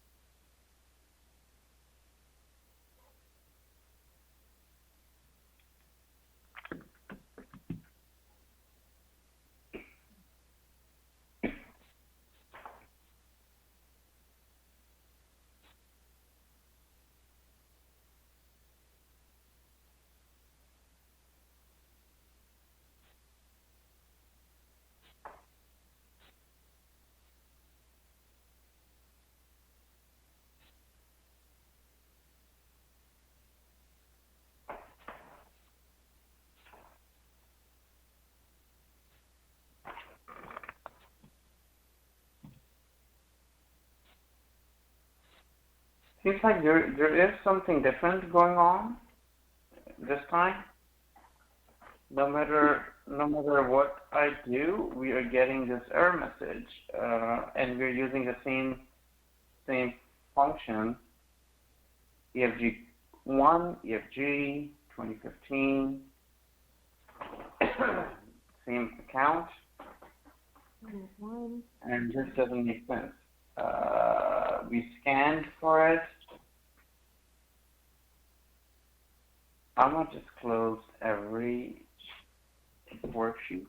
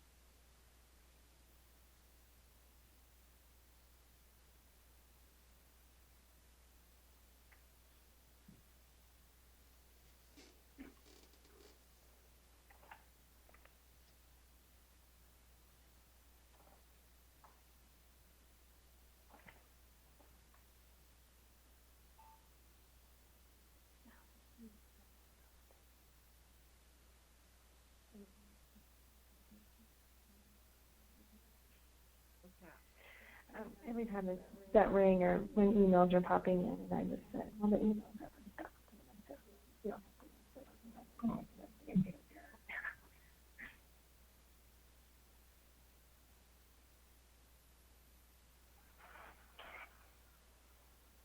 No, so I don't know what happened now. Now it's bringing back the numbers. No, we're getting done. Yeah. Okay, so that means now it's good. If I do new, open.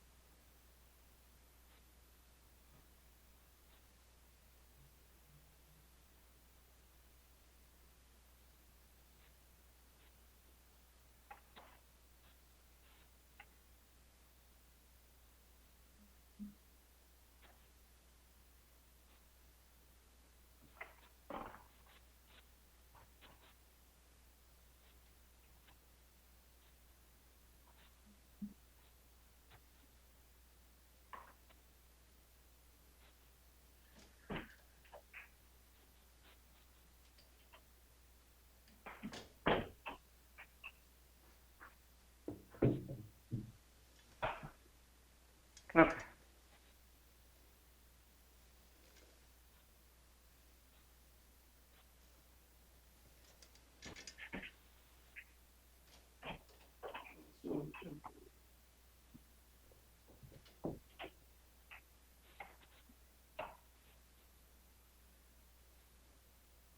And Laura, this is EFG. So what would be the SEC2? It's 90. That's so correct. Nine. Okay. Mhm. And okay, and then we had 2015 January. Okay. Uh, 65.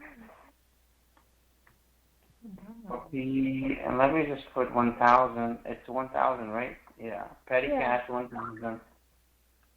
It's showing that it's $0 for January 2015. Oh, do you need year-to-date balance? Is this year-to-date balance or period balance? Oh, this is a cumulative balance, so it would be a year-to-date. Does that make a difference? Okay. Yeah. So month-to-date is specifically for that period. So I'm going to switch to Okay. year-to-date. So yeah, As a matter of you want fact, to do year-to-date. Yeah. So give me 1 second. Sorry, I didn't think about that. No problem. I think that's how we will get into different functions like year-to-date function versus I was working on to-date net only. And are you close to Sasha's machine? No. I'm here. I'm sorry? She's not close to my machine. Oh, she's not? Okay. No problem.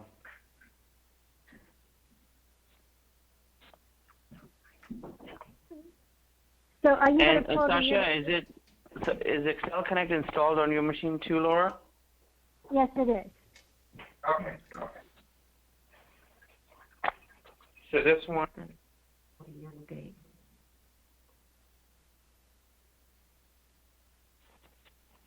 Are you going to pull the year-to-date function over? yeah, that's what.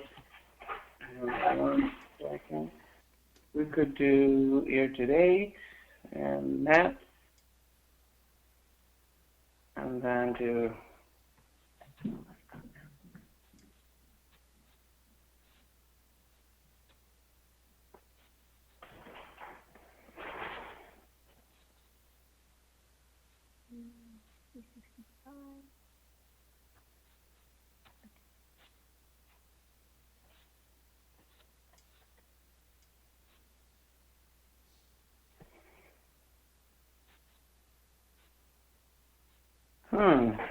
Still showing 0.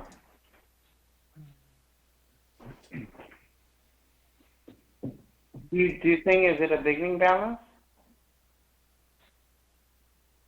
Because this number you get, because when I do year-to-date even. All right, maybe it is a beginning balance and nothing has been booked at all during the year. So then, in that We'll case, you give would it a use the shot. beginning. Yeah, I'm gonna give it a shot just for we know what is 2015. Let's say P1 and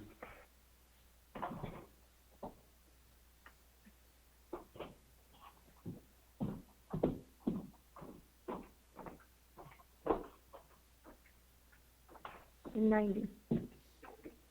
1,000. Yeah. 90. oh.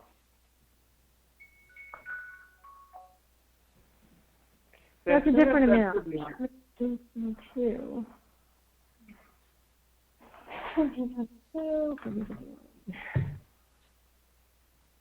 So as soon as I put 90, it takes away the amount. Is that supposed to be in segment 2? The 1,000? That's a good idea, because we don't know.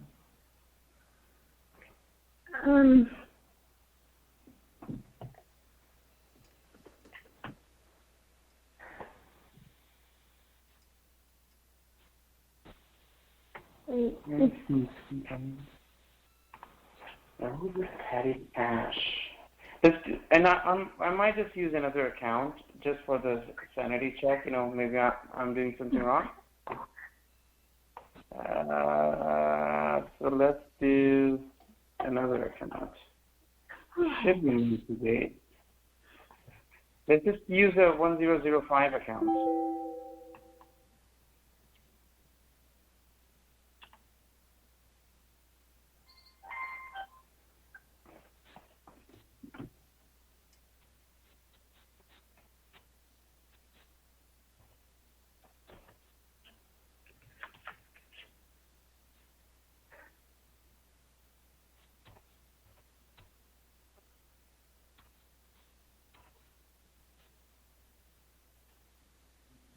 So now, how is this number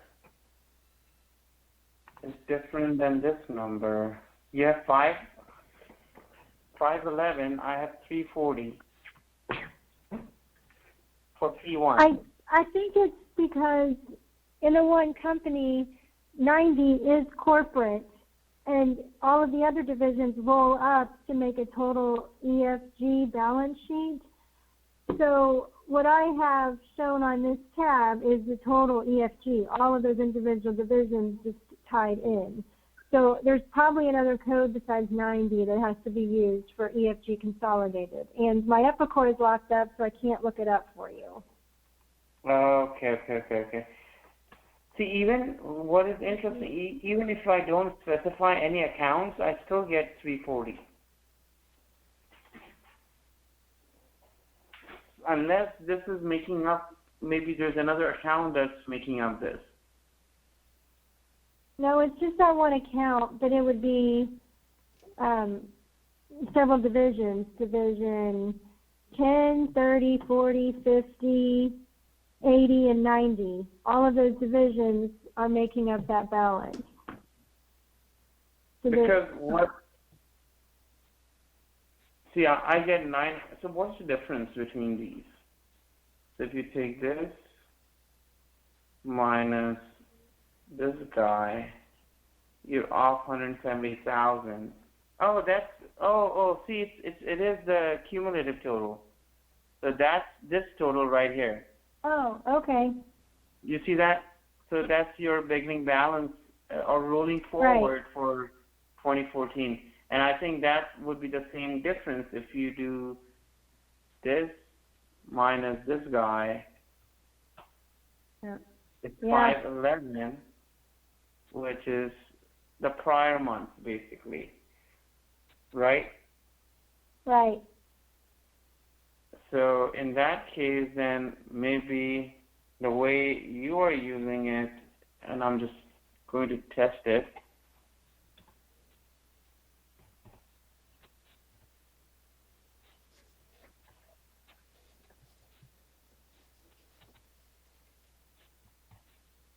Come on.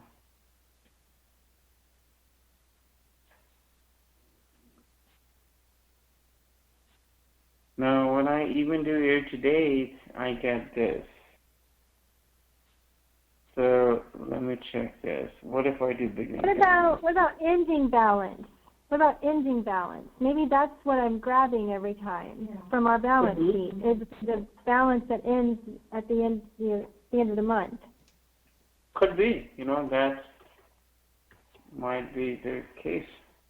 We'll see. I'm using ending balance right now. Okay. Okay. Yep. There we go. That's it. Ending balance. There's ending balance now. Okay.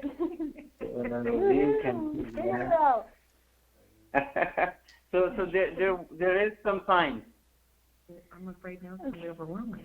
Okay, so a follow-up question that I have, now that I know it's possible to make this work, we can just drag the formulas down for all of these accounts, which is cool. But my question is my large spreadsheet somehow too overwhelming to have XLConnect work in it?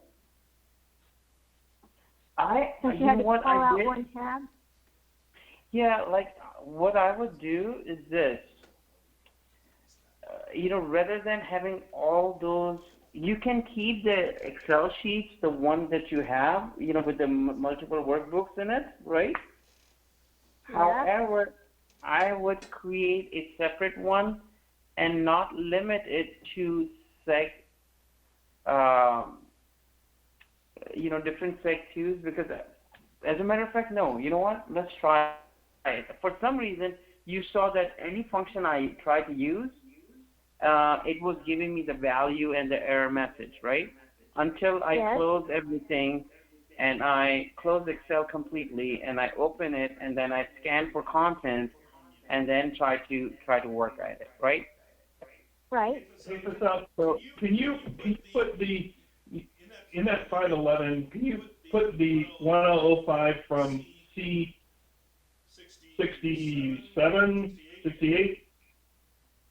Yeah, I could do that. And then let's try it just to. No, sure, definitely. The only reason, just for the sake of, we were just trying to move it fast. So rather than putting this, you can see C67. Is that the, no, 8. 68. Yeah. So I could do that, and now it's a reference, not a. Drag it down, right? So now Yep. you can drag it, right? Yeah. Oh, yeah. Oh, hang on. Can you drag it down? You can drag it, but you have to lock. Hang on. Let me see. Oh, lock Complete. the. Yeah.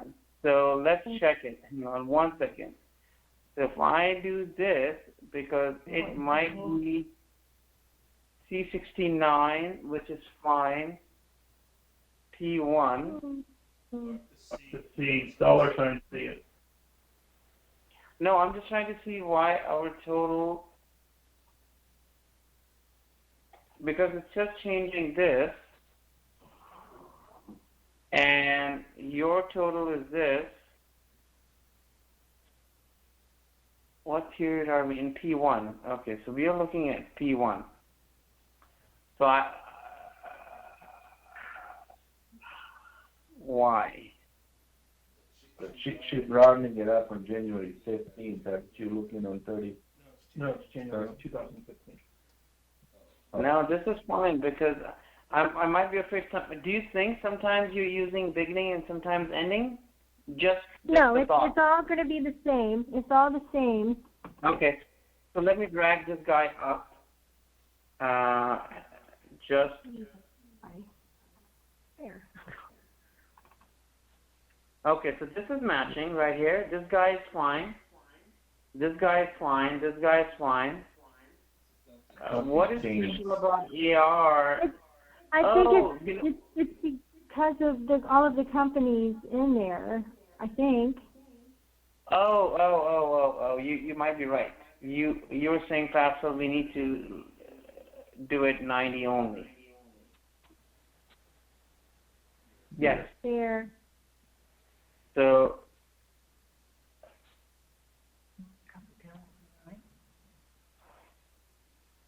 now something might have changed here. Well, I know why, because AR is only on 90. Some of the other plants will have, I guess, some activity, but it all. Well, Yeah, you no, can't none of drag these it. plants should have activity. Only 90 would have AR activity, but all of the other plants are going to have activity in these other accounts. So why this one? So you're saying it shouldn't be 90 now? Yeah, all of the others need to have the 90 removed, and that'll get you the totals that match up. But the AR needs to just be 90. The only thing that has 90 is AR.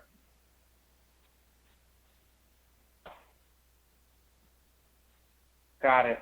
So so you have to make some exception rule of that. Right. So this is, now these are fine, this is off. I think this might need 90 then. Yeah. See it, it's going out. I don't know. Wow. Well, I don't know. But you see what I'm doing, just changing. Yeah. So this is we are matching, this is we are not matching, And what is C80? Okay, C80 is fine. And I'm just saying, okay, let's put 90 there. No. Let me check that function. Are we good there or not? No. Depending on 90, or if I remove 90, it's 3 mil. So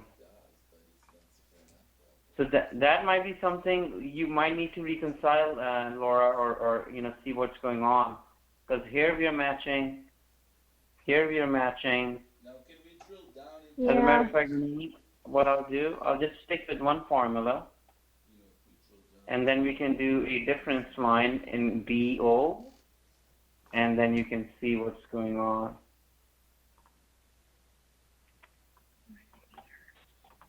But do you see like how quickly you can get the data without running a report, Yeah. going back? So this,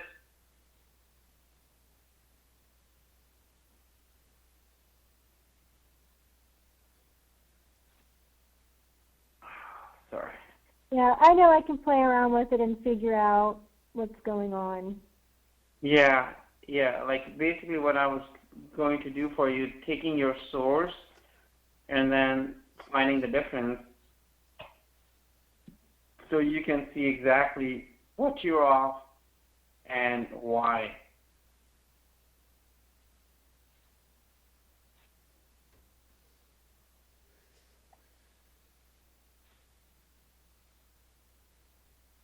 Majority of your numbers do match. Only some, based on how you are booking to GL, would be off, because you might have a posting rule that's changing the account code, the segment codes. Do you use posting rules?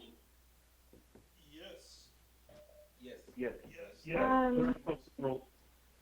Yeah. So there might be some posting rules that could be causing, but what if I were you, what I would do is I would say, okay, what is the difference? And some of the difference you would know right off the bat, because of it's going to 00, your corporate, and maybe other companies are merged into it. Now we should be able to drill down and figure out what's different, right? Well, you could drill down, and I hope it doesn't crash on us. Last time when I was trying to see, let's see which one. If I take this data and see, this is just bringing the period balance. You can see what your ending balance was. So 1727. Oh, you know why? The reason for this is because Is this one? It's off by this. Oh, yeah, 70. Yeah. They're 70 is Merrill. They're not on Epicor, but a former corporate controller has the controller at Merrill booking activity into Epicor just so it's in there. So yeah, I have Merrill on a totally separate tab. So that's what it is. Right. So that's, Epicor is saying, Epicor is bringing this, including 70, and you might have 70 excluded. Yeah, that's exactly what it is.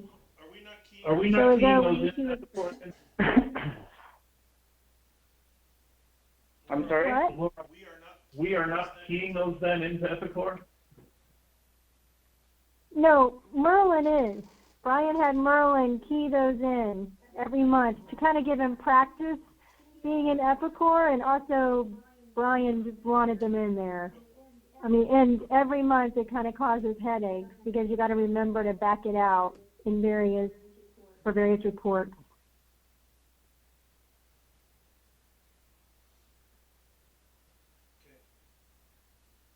Okay. I mean, it was always a practice when other companies came on Epicor, we didn't do anything until they actually physically were on Epicor.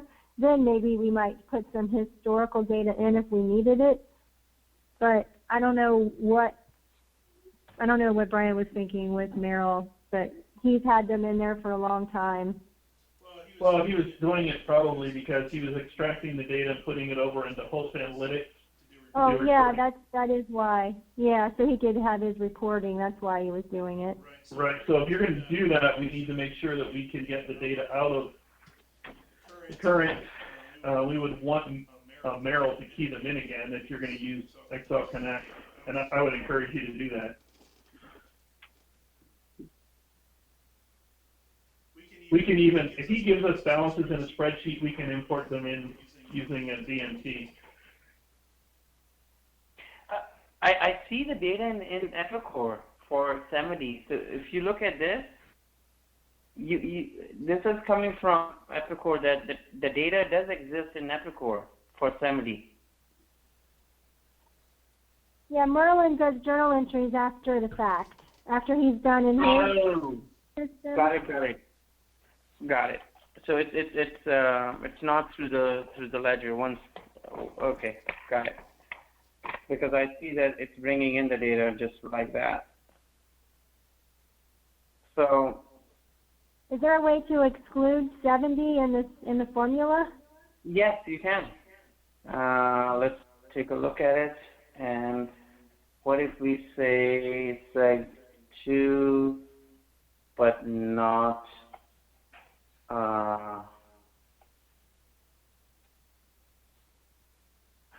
on. What we can do is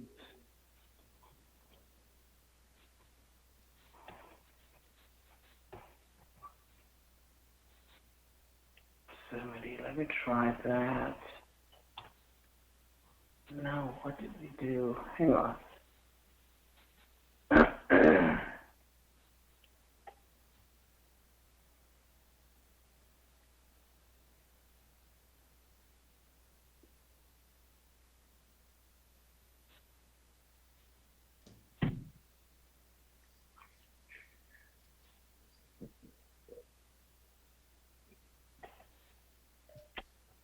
Give me 1 second.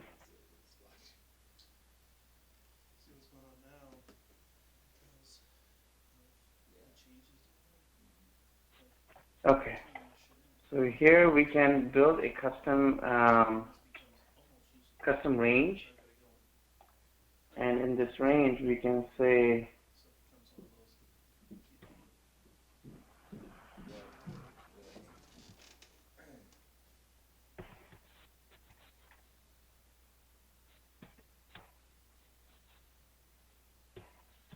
what does it start with 00? No, it was the one that we want to exclude. No. Like how does your does it start? You know, the range. So it's. Oh, well, the first division is 10. Okay, so it's okay. Then I'm good. 2 is less than equal to, let's say 69, because 70 is the next one then. And 90. Right? Okay. All right. What about the divisions that are 80 and 90? Yeah, we will do that. So. Oh, okay. So this would be a part of it where seg.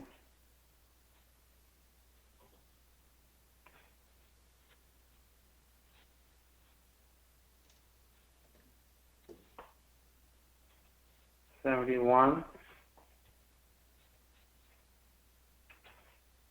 99. I'm just thinking. So I'm basically what I'm trying to say that seg2 value is greater or equal to 0 and less than or equal to 69, and greater than 71 and less than 99.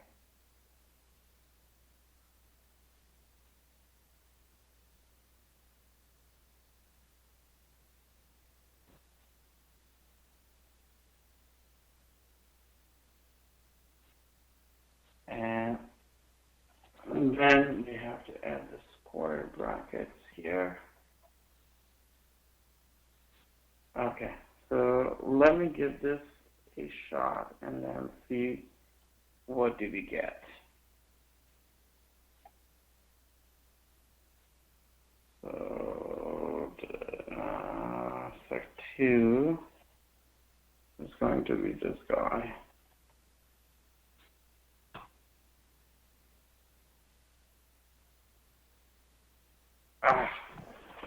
So why are we not getting this? I know you can exclude that. One second.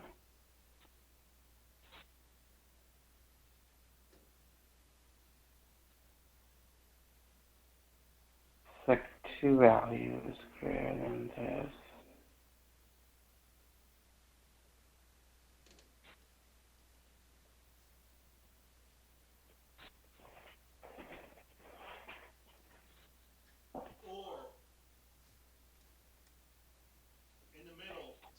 One second. In the middle of your formula, it's an or, not an and.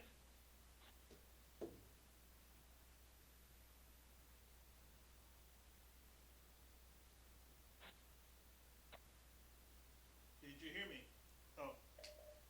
Oh, in the middle of your formula, formula, it's an or, not an and.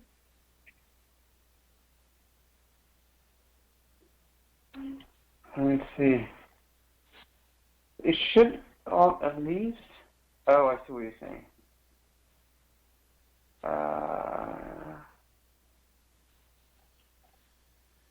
It can't be both.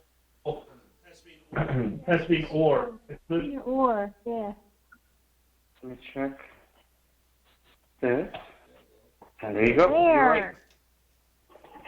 There. Then we can pick this guy.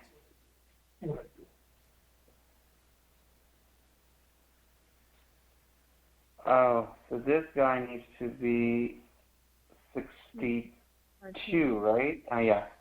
So that means it needs to be an absolute locking. We need to lock that cell. Yeah. Put the dollar sign. So we put $sign in front of it There. and make it absolute. Aha! See? There. Most of your differences are gone. Let's see. Oh, all of them are gone. Yep, that was it. Yep. So this is how you can, create your exclusion or inclusion.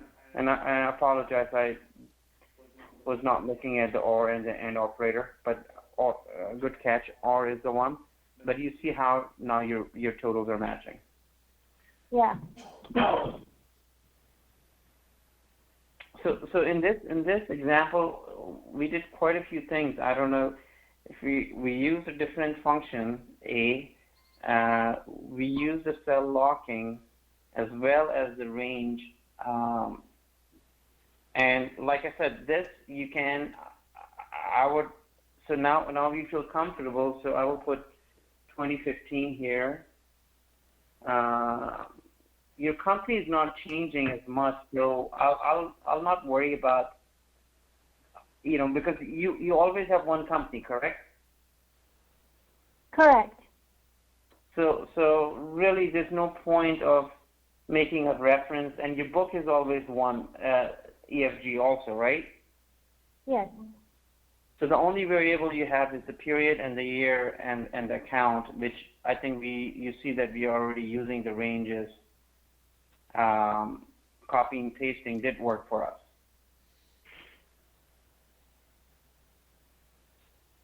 So it really quickly, let's say if you wanted to February, right? And let's see if I can use these columns. One.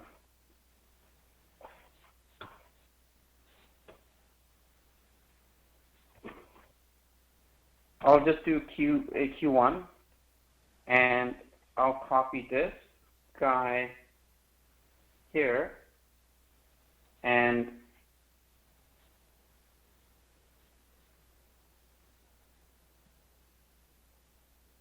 our period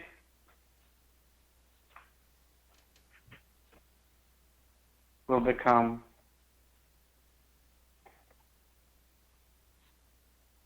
come on, why is it not moving? Yeah, I did.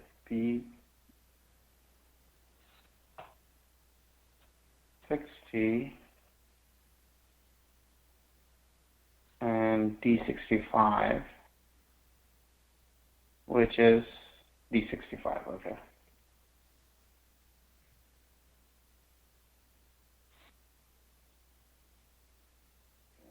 Okay, well, let me check font for you. 60, BS60, BS60, and then 65. Okay. Something's not right. P2.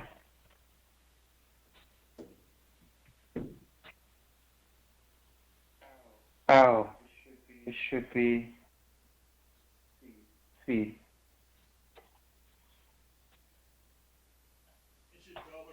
You should $sign that subspace.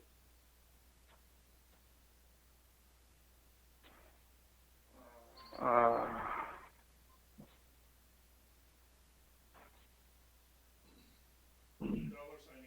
$sign again. yep. Which one was that? It is this. BS60. So this guy function.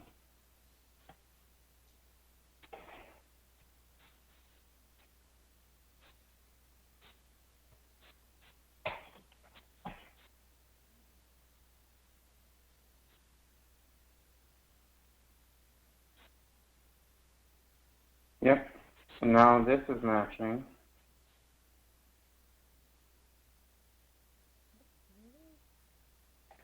And similarly, you could do the P3, and that will give you a Q1 already.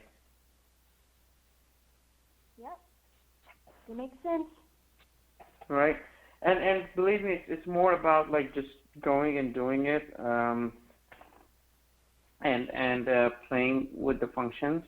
But you see like how big your report was, and if we filter out the things that you do need and filter out things, and right now I understand we're working with a corporate EFG, but it would be more fun if you make one big consolidated report to extract the data and then filter it out by Sec 2s or your departments and divisions, and then feed in your reports, the other Excel reports, with one source that you don't have to touch anymore.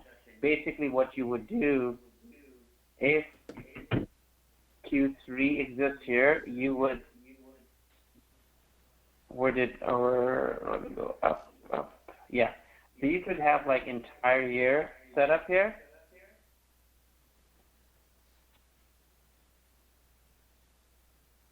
And there's some slowness between my click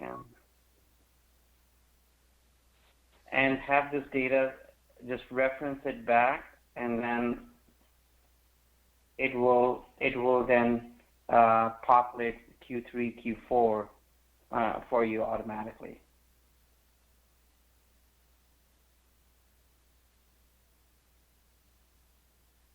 No, let's do one test, because I want to do another test for you, so that way there might be, it's another example of cell locking. So I know we were saying we want, what did we do? So the row will be the same, which is 62.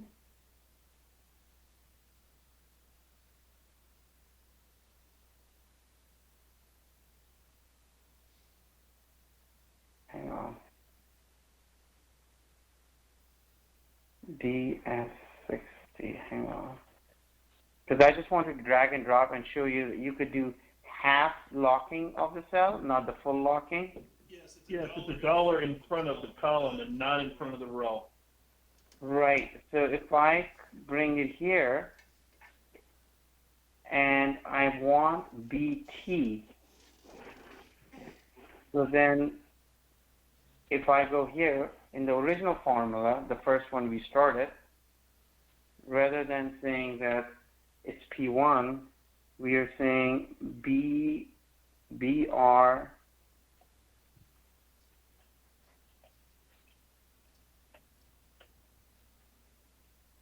$60, right? So, yeah, you're going to do BR $60. Right. And that should give us this, and if I drag this over here,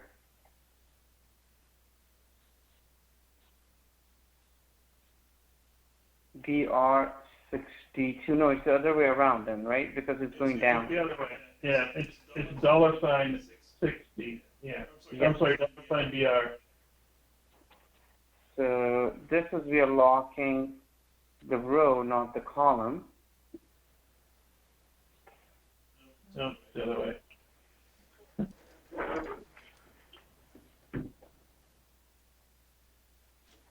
So the BR60 is there, and here if it should be moving to BR60, okay, got it. So it's this one. We want this guy like this, right?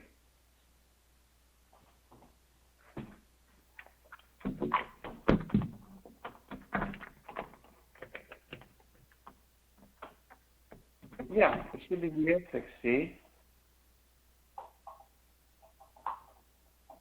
which is P2. And the second one is petty cash.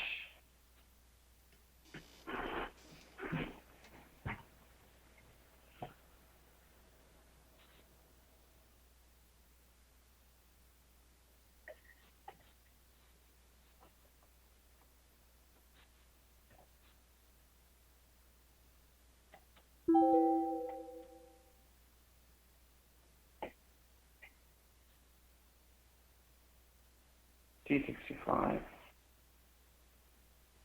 Oh, that's why. Got it. The C65 needs to be locked down too. So we want to lock $ this, but 6, and then copy this guy.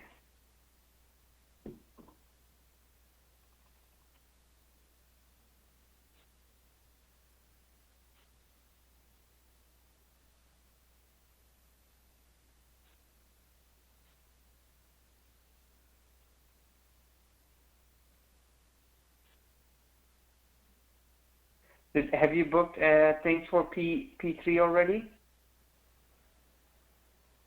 There should be data for Okay. March.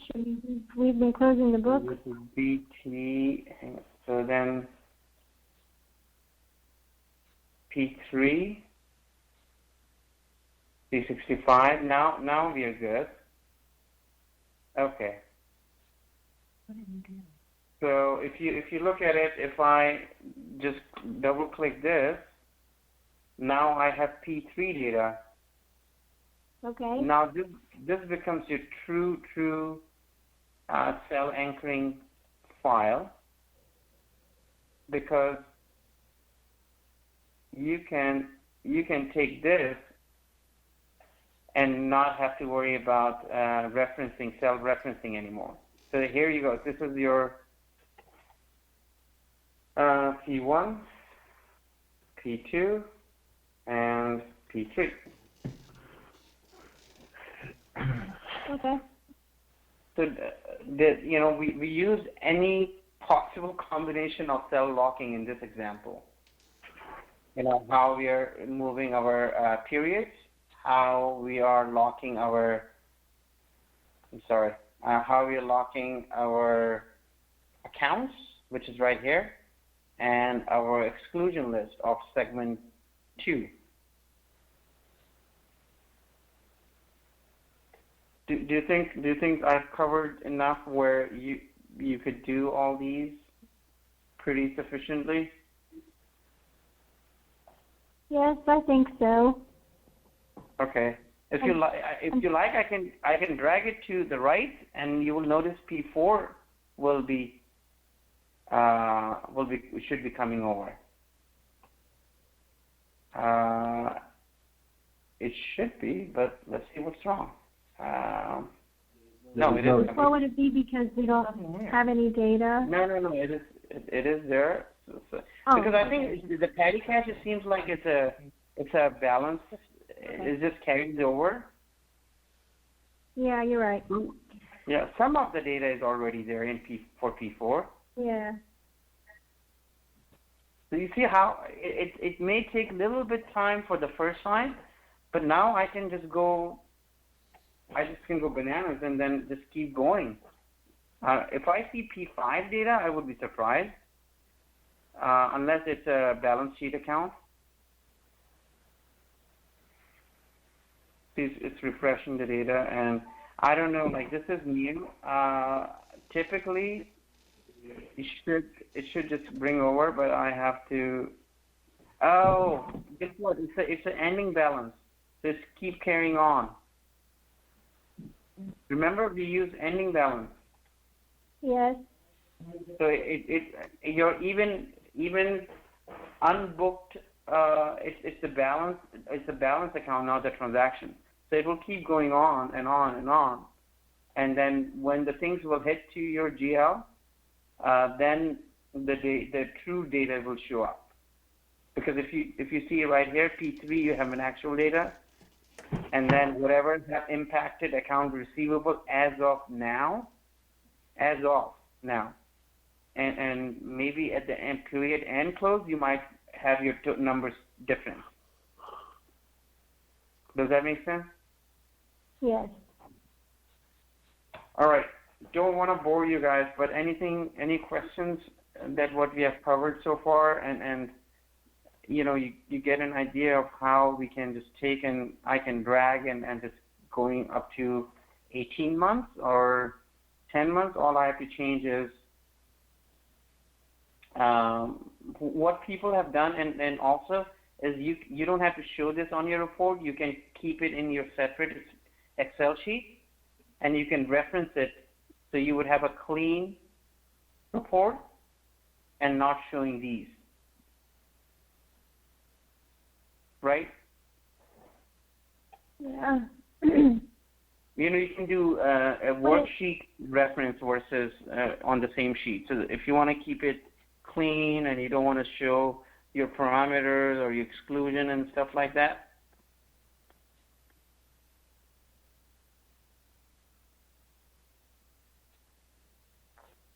Do you think it would work for the period to just, do you see it that up at the very top? You'll have to scroll over just a little, but I have I have the months up at the top on row 4. You'll have to scroll over a couple columns because they're hidden right now. Do you see where I have the months? Do you think for the period it would work to use a function like month of that cell? Because the month function would return the number like 1, 2, 3, 4. Can you? You're saying tying the numbers? Yeah, like instead of sorry, I'm losing my voice. Instead of you have the month periods in row 60. Instead of having the formula reference that, could we have the XLConnect formula reference my months up at the top in row 4, oh, yeah. And then use a function like month of that cell, and it'll return like a number 1 through 12. Right. You can do that. Okay, I was just curious if you thought it was possible. Yeah, like so. For example, you're saying rather than using this, Yeah. use this. Use right? that cell, and then use the formula month. I think that's Yes. the Excel formula. Yes, So yes. return the number for that month. Okay. And that's a good idea, I think. So you can say, I'm just testing this out. Yeah. So yeah, there you go. So you got one. Let me see. That's the formula. So we really, And that there could you be go. a year. Mm-hmm. And Okay. you can copy it over, and that way, see, it's going back to your BN.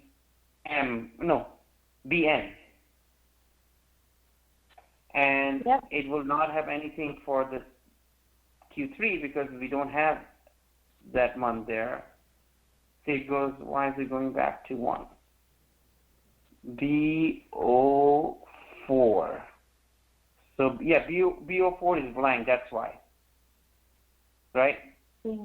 Mm-hmm. Something there. Yeah. So then you can, if I refresh my data, it will show you P1 data because now this P3 has become P1 now.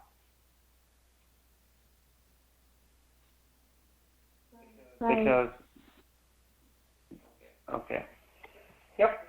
So you can quickly use Excel functions to do you could use pivots. You can use VLOOKUP.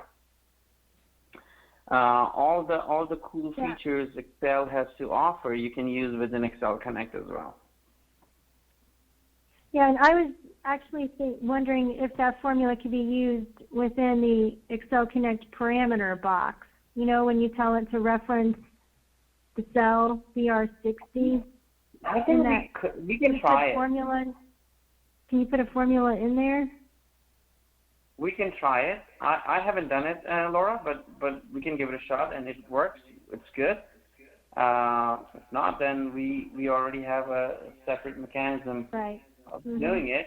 But just for so you were saying rather than doing this, can we use month and BM4. BN15? Oh, BN4, right? Yeah, BM4. No. See, it's Okay. I was just curious. No. That's a good question. I don't want to discredit that part. I just want to make sure. Yeah. See, it came back. It came back. Oh, okay. Yeah. I put the equal sign.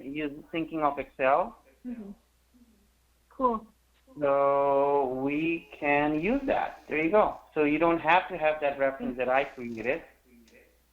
And this is BM for P1. BM.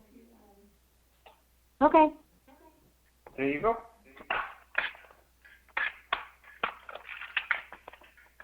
I would play around and test with anchoring and see if the formula can, if I'm dragging, it can do.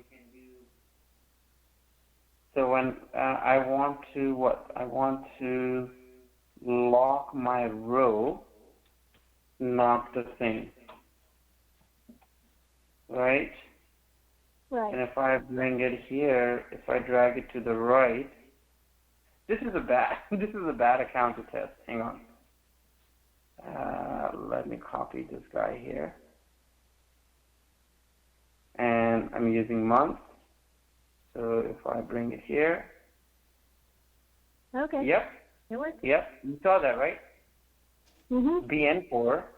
Yeah. BM4. And so the same thing could be done with the year. We could use the year function to extract the year, I guess, out of the cell too. Okay, I got it. Thank you. Yeah. You could do all sorts. Yeah, exactly. Right. You don't have to use. Absolutely right. You can use year, and I think we can put a solid lock on that. Come on. And BM4, right? And we can put a static lock on that because you want to deal with only 2015, right? Right. So there you go. Okay.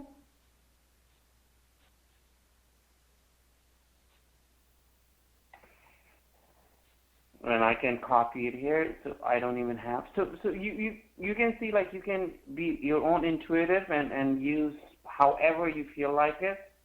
And I can remove this reference from here.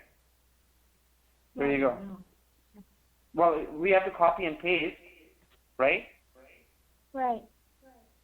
But you can remove it once you have Right. Once they add them at set the up the top, way but you want it. before.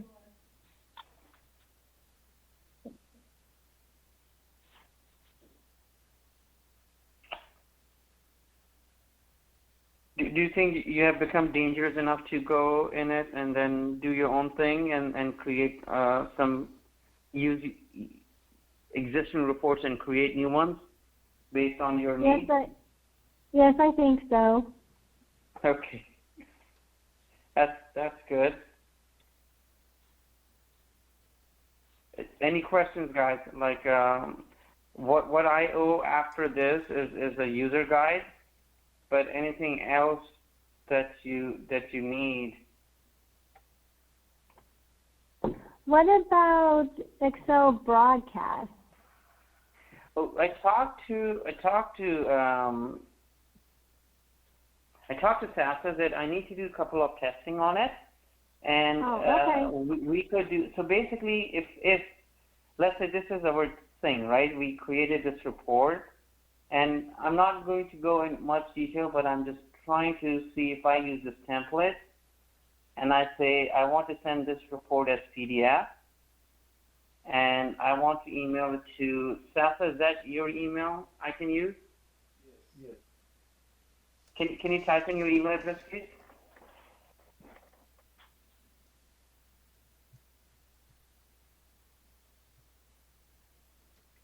Okay, thank you.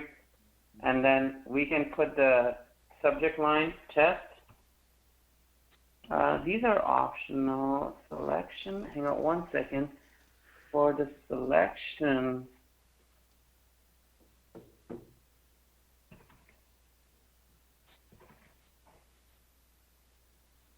oh, so basically you can put what sheet you want to send.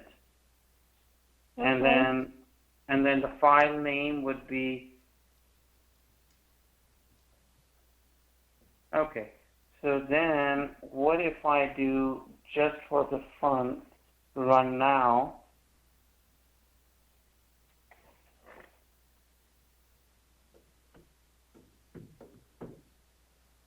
It's trying to broadcast, and basically what it would do, it would email.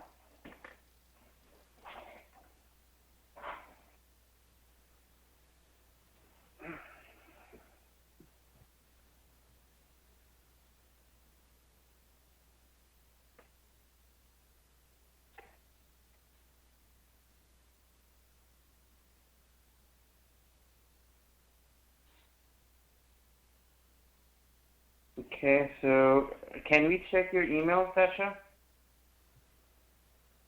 Yep. And okay, so this is the one that we just did. And there you go.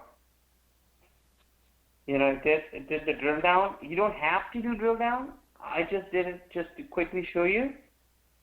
But this is what we did.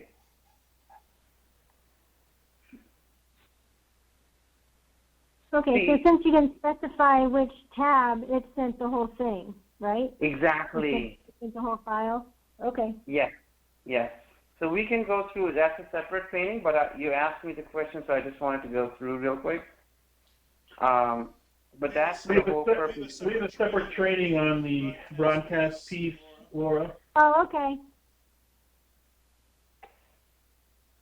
But that should,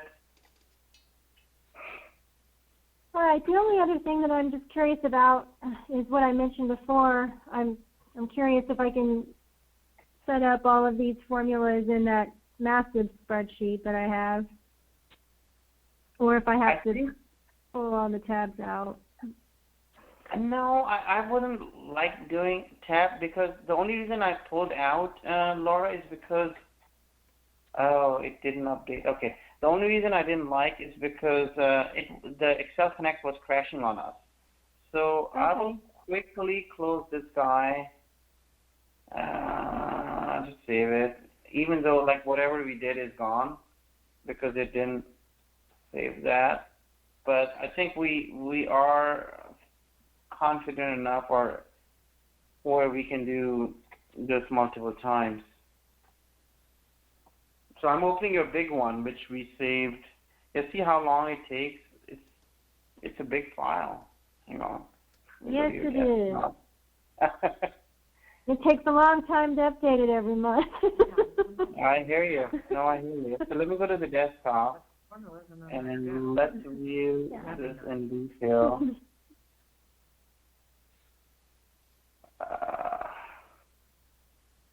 Date modified. Copy. Is that the one? No. Nope.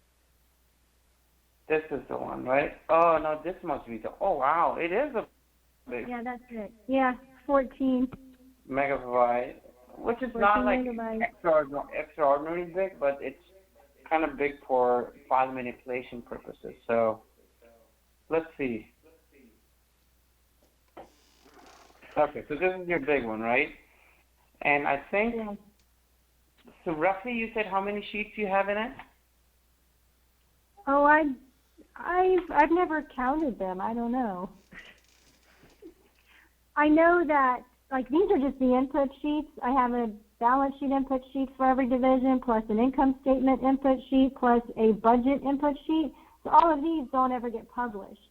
But the front half of the package that does get published is like 111 pages.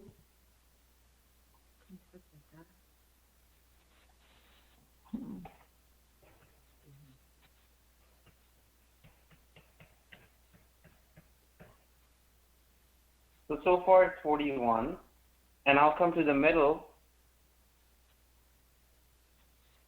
50. Yeah, you're right, 51, 52. 52 is up to here, 70. So yeah, it's going to be like about close to 160 sheets,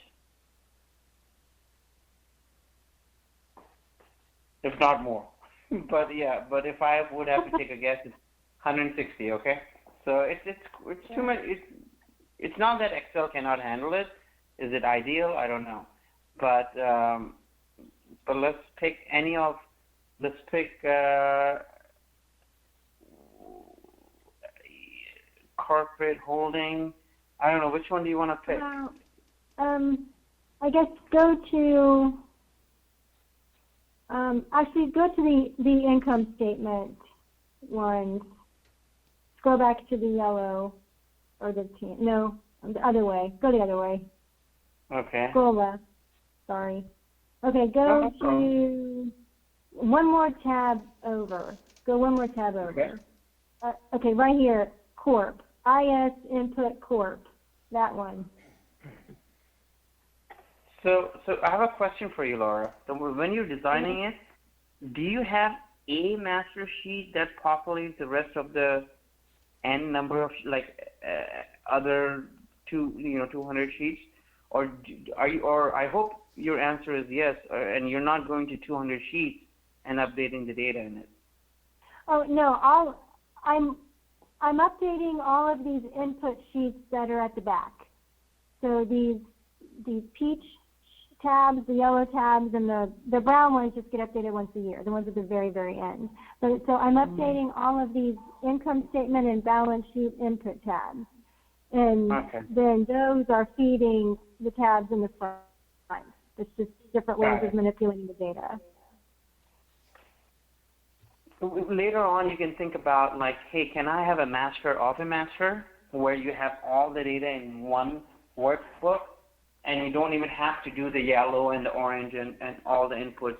So your inputs are reading from that master of the master, and then it's feeding the rest. You don't have to do it, think about it now, but like in future, you can think through that and see if that would help you. So this is where you are putting in the data, right? Yeah, you might want to scroll down a little bit farther where there is actually some data. There's not a whole lot on Okay. corporate in these upper accounts, but if you scroll down, see now you're getting into a lot of the activity. Where do you want me to start? Or do I Anywhere there. Anywhere there. Okay, You let's can do take it. any of those. Okay, let's start How with about here. the salary? There you go. Okay.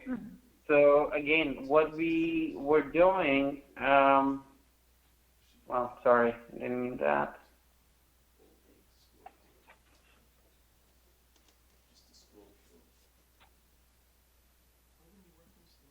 So let's turn on XLConnect.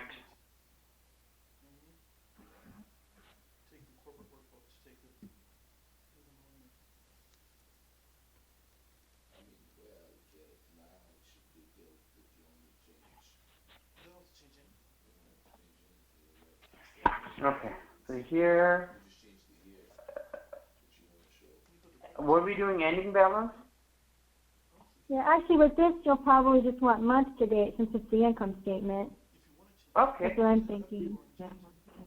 see, that's where I need accountant help, you know, like the type of report. So it's IS. So we already agreed that we are okay with this. You want to use year of what BL? No, You can do BM for, VM. Okay, yes, VM 4, right? yes. And we are locking 4. Okay. Yeah. And then we want to do a month. Sometimes it drags and it takes a little time, so don't panic, because I think it's retrieving the data and trying to do some other things. VM, if I can type, VM 4, and we want to lock 4. Okay. And then segment, oh, we want to exclude the Oh no, segment. this one we don't have to exclude anything. Okay, okay. So account segment is going to be a range? No, probably just that one account, right? C256.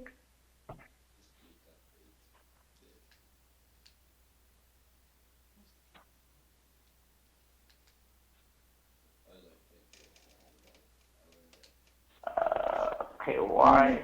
And then we'll want 90 for the division.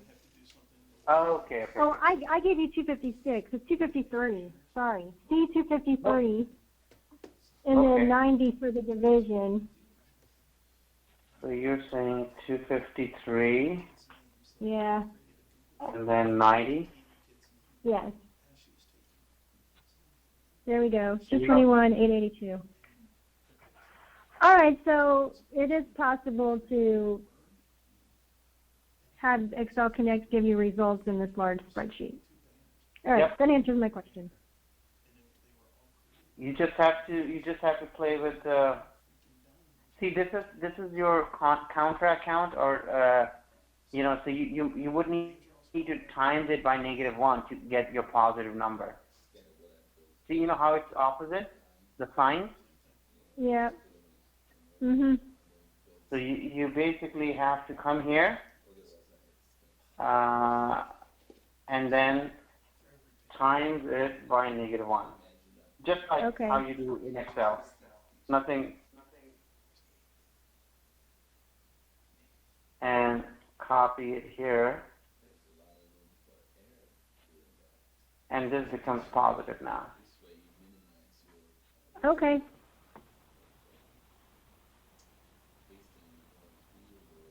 Okay? Yep. Thank you. You are very, very welcome. So, and I don't know, but you know what you can make it accounting level, and then no dollar sign. But you can do all these formatting of your Excel and however it is. Okay. Anything? Do you see like you could use a big file and still can make your changes? I would make on your weekend when you have nothing to do, you can think about doing a master of the master file, and then you will just have one file to update, and everything else gets populated automatically. Okay. Just a thought, because then I would, it's good. The way you have is definitely better than having like all those 200 worksheets. But what if you have a higher level of this input, and then you're submitting the data, you're updating it only one place by divisions, by your departments, and then boom, all your inputs are populated, and then whatever spreadsheets are used to get the data or feed in the data into. Okay. And we briefly touched on. I think we covered. I would say you could do the similar things with AR and AP. We kind of touched. You can create your, age. There are some templates. I would say use the template. But Okay. but I would typically GL is the most complex one to get into and learn, because because it has the most functions. If you notice the functions we have in GL, it's far more. Notice like this statistical information compared to AP, where the functions are ranking, invoice, and age payables. So there could be a separate training on that if needed, but I think if you guys really insist, we can set up a separate training. But really, it's basically giving you the way you want the data to be, by week, by quarter. But I think the most beneficial content pack of XLConnect is right here, the GL part.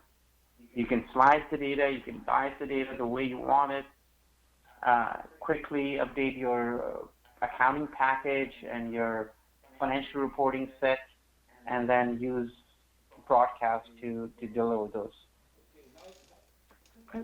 Excuse me, this is Kathy.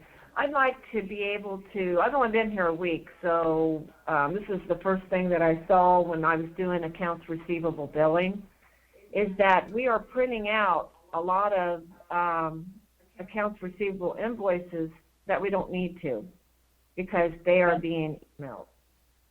So is it possible to download that into Excel to see which ones we're going to be emailed, and then only print the ones that we need just to mail out? Yeah, totally. I think why. So give me the little background. Why are we printing invoices? Just for. Because some of them have to be mailed, and some of them have to be scanned. And then a lot of them are just being automatically emailed. But I don't know which ones, because when it comes up, it doesn't come up as, it doesn't come up to where we can even see what it is. So, Sasa or Jim, do you guys have DocLink? We have the automation. We will review this with Kathy, because this is kind of a different topic than XLConnect. Got it. Okay. So I couldn't do that. Because I couldn't download the spreadsheet from it then to see. Got it. So I think based on the business requirements, Kathy, of course you can get the data from XLConnect, but I think what would be helpful is to identify the customer list, who require And mail-in. Epicor? Yes. So Okay. you have to identify out of my 10,000 customers, my 4,000 customer need a mail, and the 6,000 is getting emails, right, or getting it soft copy. And based on that, you can create a filter. And when you're printing invoices in the, I don't know if there's advanced printing management is there or not, or you can filter out the one that you don't want to mail and only print the one. You could do that from Epicor as well. Like, Okay, well, I from asked, and no one knows how to do it, so would we have to have IT help us with that, or? I believe so. When you're printing, I believe there is filters you can set. But in this one, like if you look at, it gives you only the invoice summary. It's not a how you say, a financial GAAP accepted document. It does not come out of XLConnect. It's basically looking at the data. So if I look at the aging, it gives you the aging report, possibly, invoice summary, ranking, and information. Look at, yeah, I don't think it gives you a true invoice that you can use to collect payment. Does that make sense? Yeah, I just asked because I've only been here a week, and I do not know Epicor, and I asked why we were printing out, and they said they didn't know how to change it. So maybe we could do something in Epicor to filter out those. Right. And you can open a ticket with support. You guys are paying for support, and definitely open a ticket with the financial group of Epicor and see and tell them, like, I'm pretty sure they will say, oh, if your customers are set up, because if I'm not mistaken, there's a setup on customer level as well, where you can say, hey, print a physical invoice or do not print an invoice, on paper. So when they set those up to also email, they probably should have put on there don't print, and they didn't do that. I believe so. And then again, I haven't used the AR in a while. I probably have to do some dig up, but it would be much easier for you to open a ticket with Epicor and say, I do not want to print and email the invoice. So I want to make sure that if I'm emailing the invoice, we don't have to print the invoice. Yeah, I mean, if somebody could just show me how to go in there where you go in to do it, I could do all, and there's probably quite a few of them. So.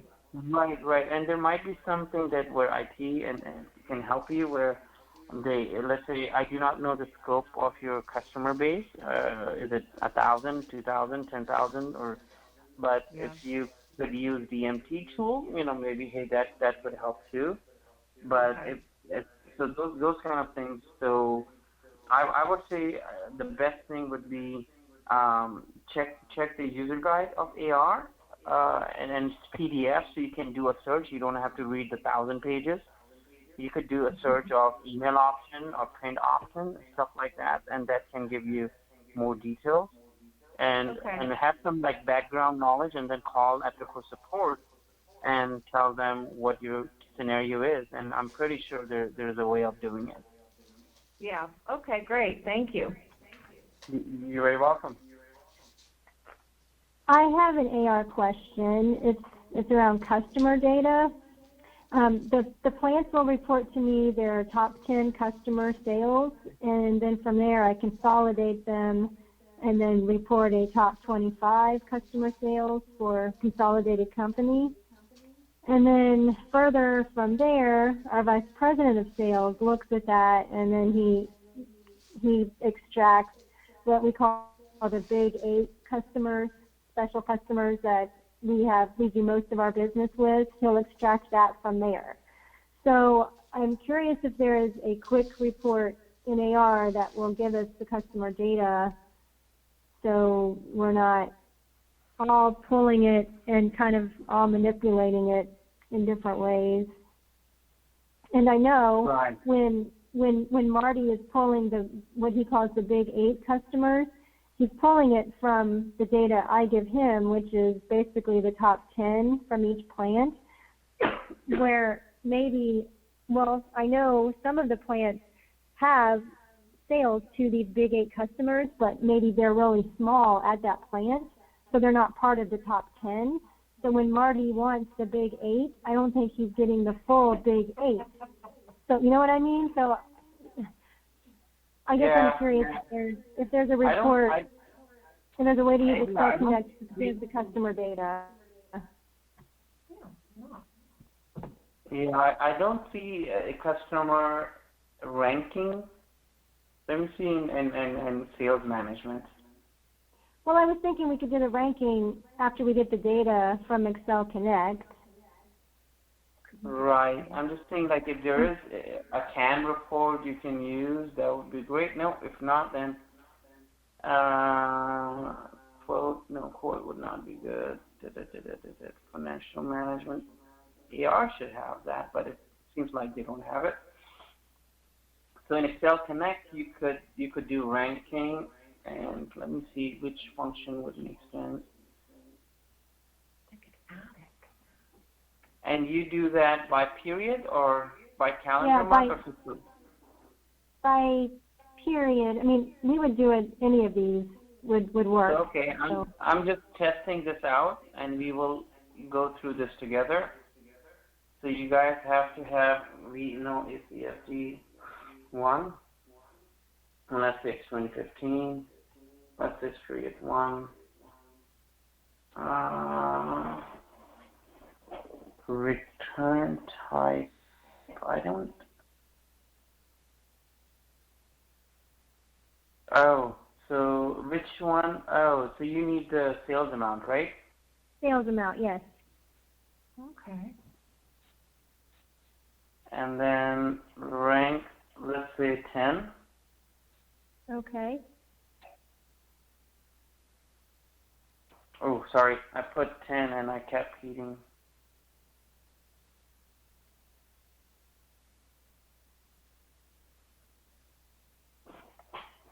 Why is it getting Other. EFD1?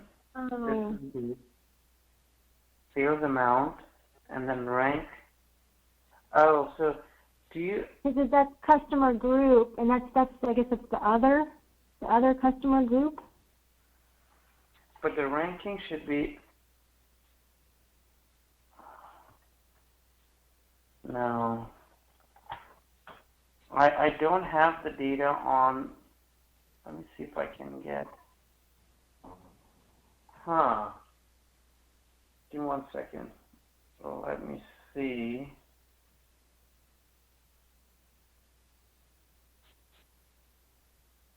See, I don't have the detail of this function. Okay. I was thinking when we had the workshop for when we were just looking into purchasing XLConnect, I thought the presenter pulled up some kind of report in AR that showed this customer data, and he even had like a pie chart for part of it. But I don't remember the report that he pulled that gave us the customer sales. You can. Can you find that out? Which one was it? Because I'm going into ranking, and basically it's returning me, like what, if I put 1, I'm getting consolidated. If I'm putting 2, I'm getting distribution. If I'm putting 3, I'm getting nothing. I'm getting 4 legal, I think, or LG. So I was hoping that I would get the dollar amount of this versus just the code of it, Unless because I'm just grabbing the group. Hang on. So the ranking is not.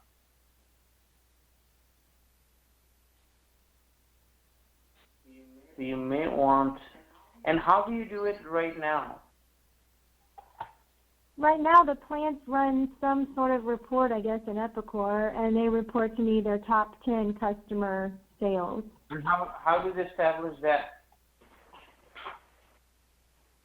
They might be using some sort of a tracker, like the sales invoice listing report or invoice, booking report. Okay. And that basically, so they might be using a tracker in AR. All right. I just wanted something out of XLConnect because I remembered seeing that in the workshop. So feel welcome to email it to me if you get a hold, and I can do my research a little bit. Which one I can use to show. To show that kind of data that you're looking for.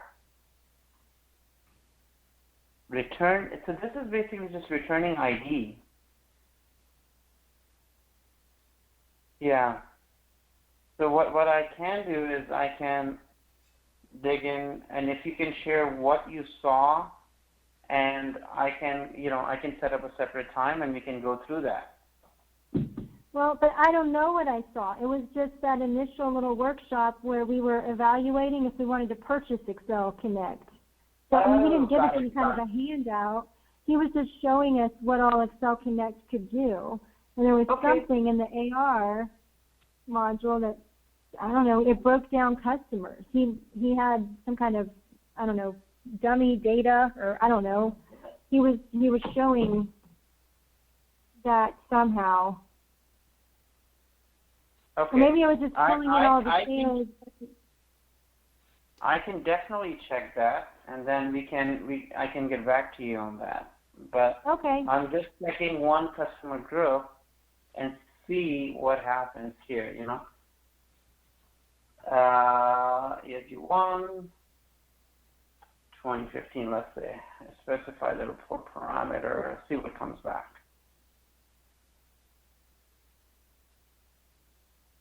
Come on. So we know discount, we know the amount, sales amount rank, and sales amount, and then you want customer code. Did it customer group code? Was it something like this? Here's your ranking. It's not a customer code. It's a rank. So I don't know. That might be it. Yeah. This can give you, and I would add fiscal period to it. And well, that's broken down by the customer group code. So that's why, I can see automotive, HVAC, lawn and garden. It's going to help you. That's not going to give me actual customer name unless that's part of the period. Nope, we can do this. Hang on. I was doing customer group.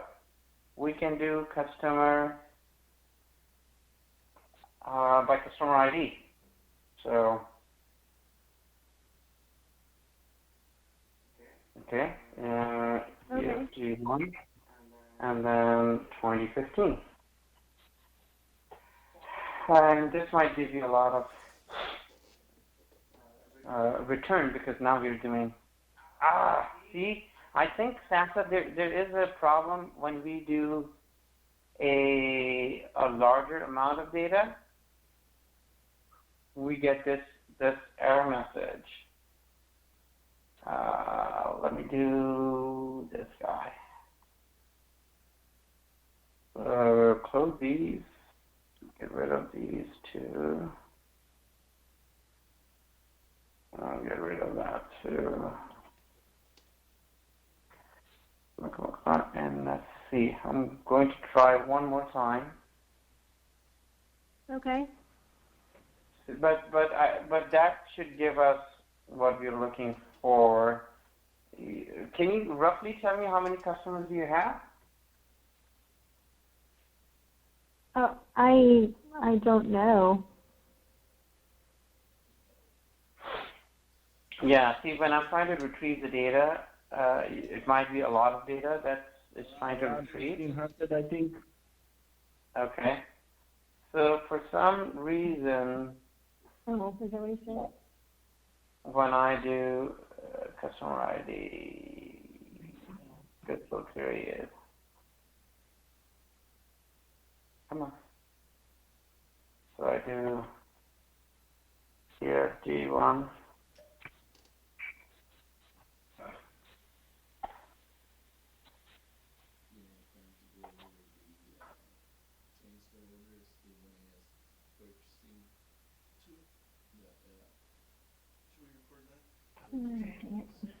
Okay. Yeah. So, but what you're looking at, so Sasha, you might have to reach out to support to get this fixed. Okay. But what you're looking, Laura and Cassie, I don't know. you guys need this function right here. I don't know, Laura, Okay. if you can try on your XLConnect, it might be something with my configuration here, just to see if it's going to return you any values here. But this is, I ran it by group, but if you run it by customer ID and period, maybe that will work. Okay. And because I'm running into this error message, I hope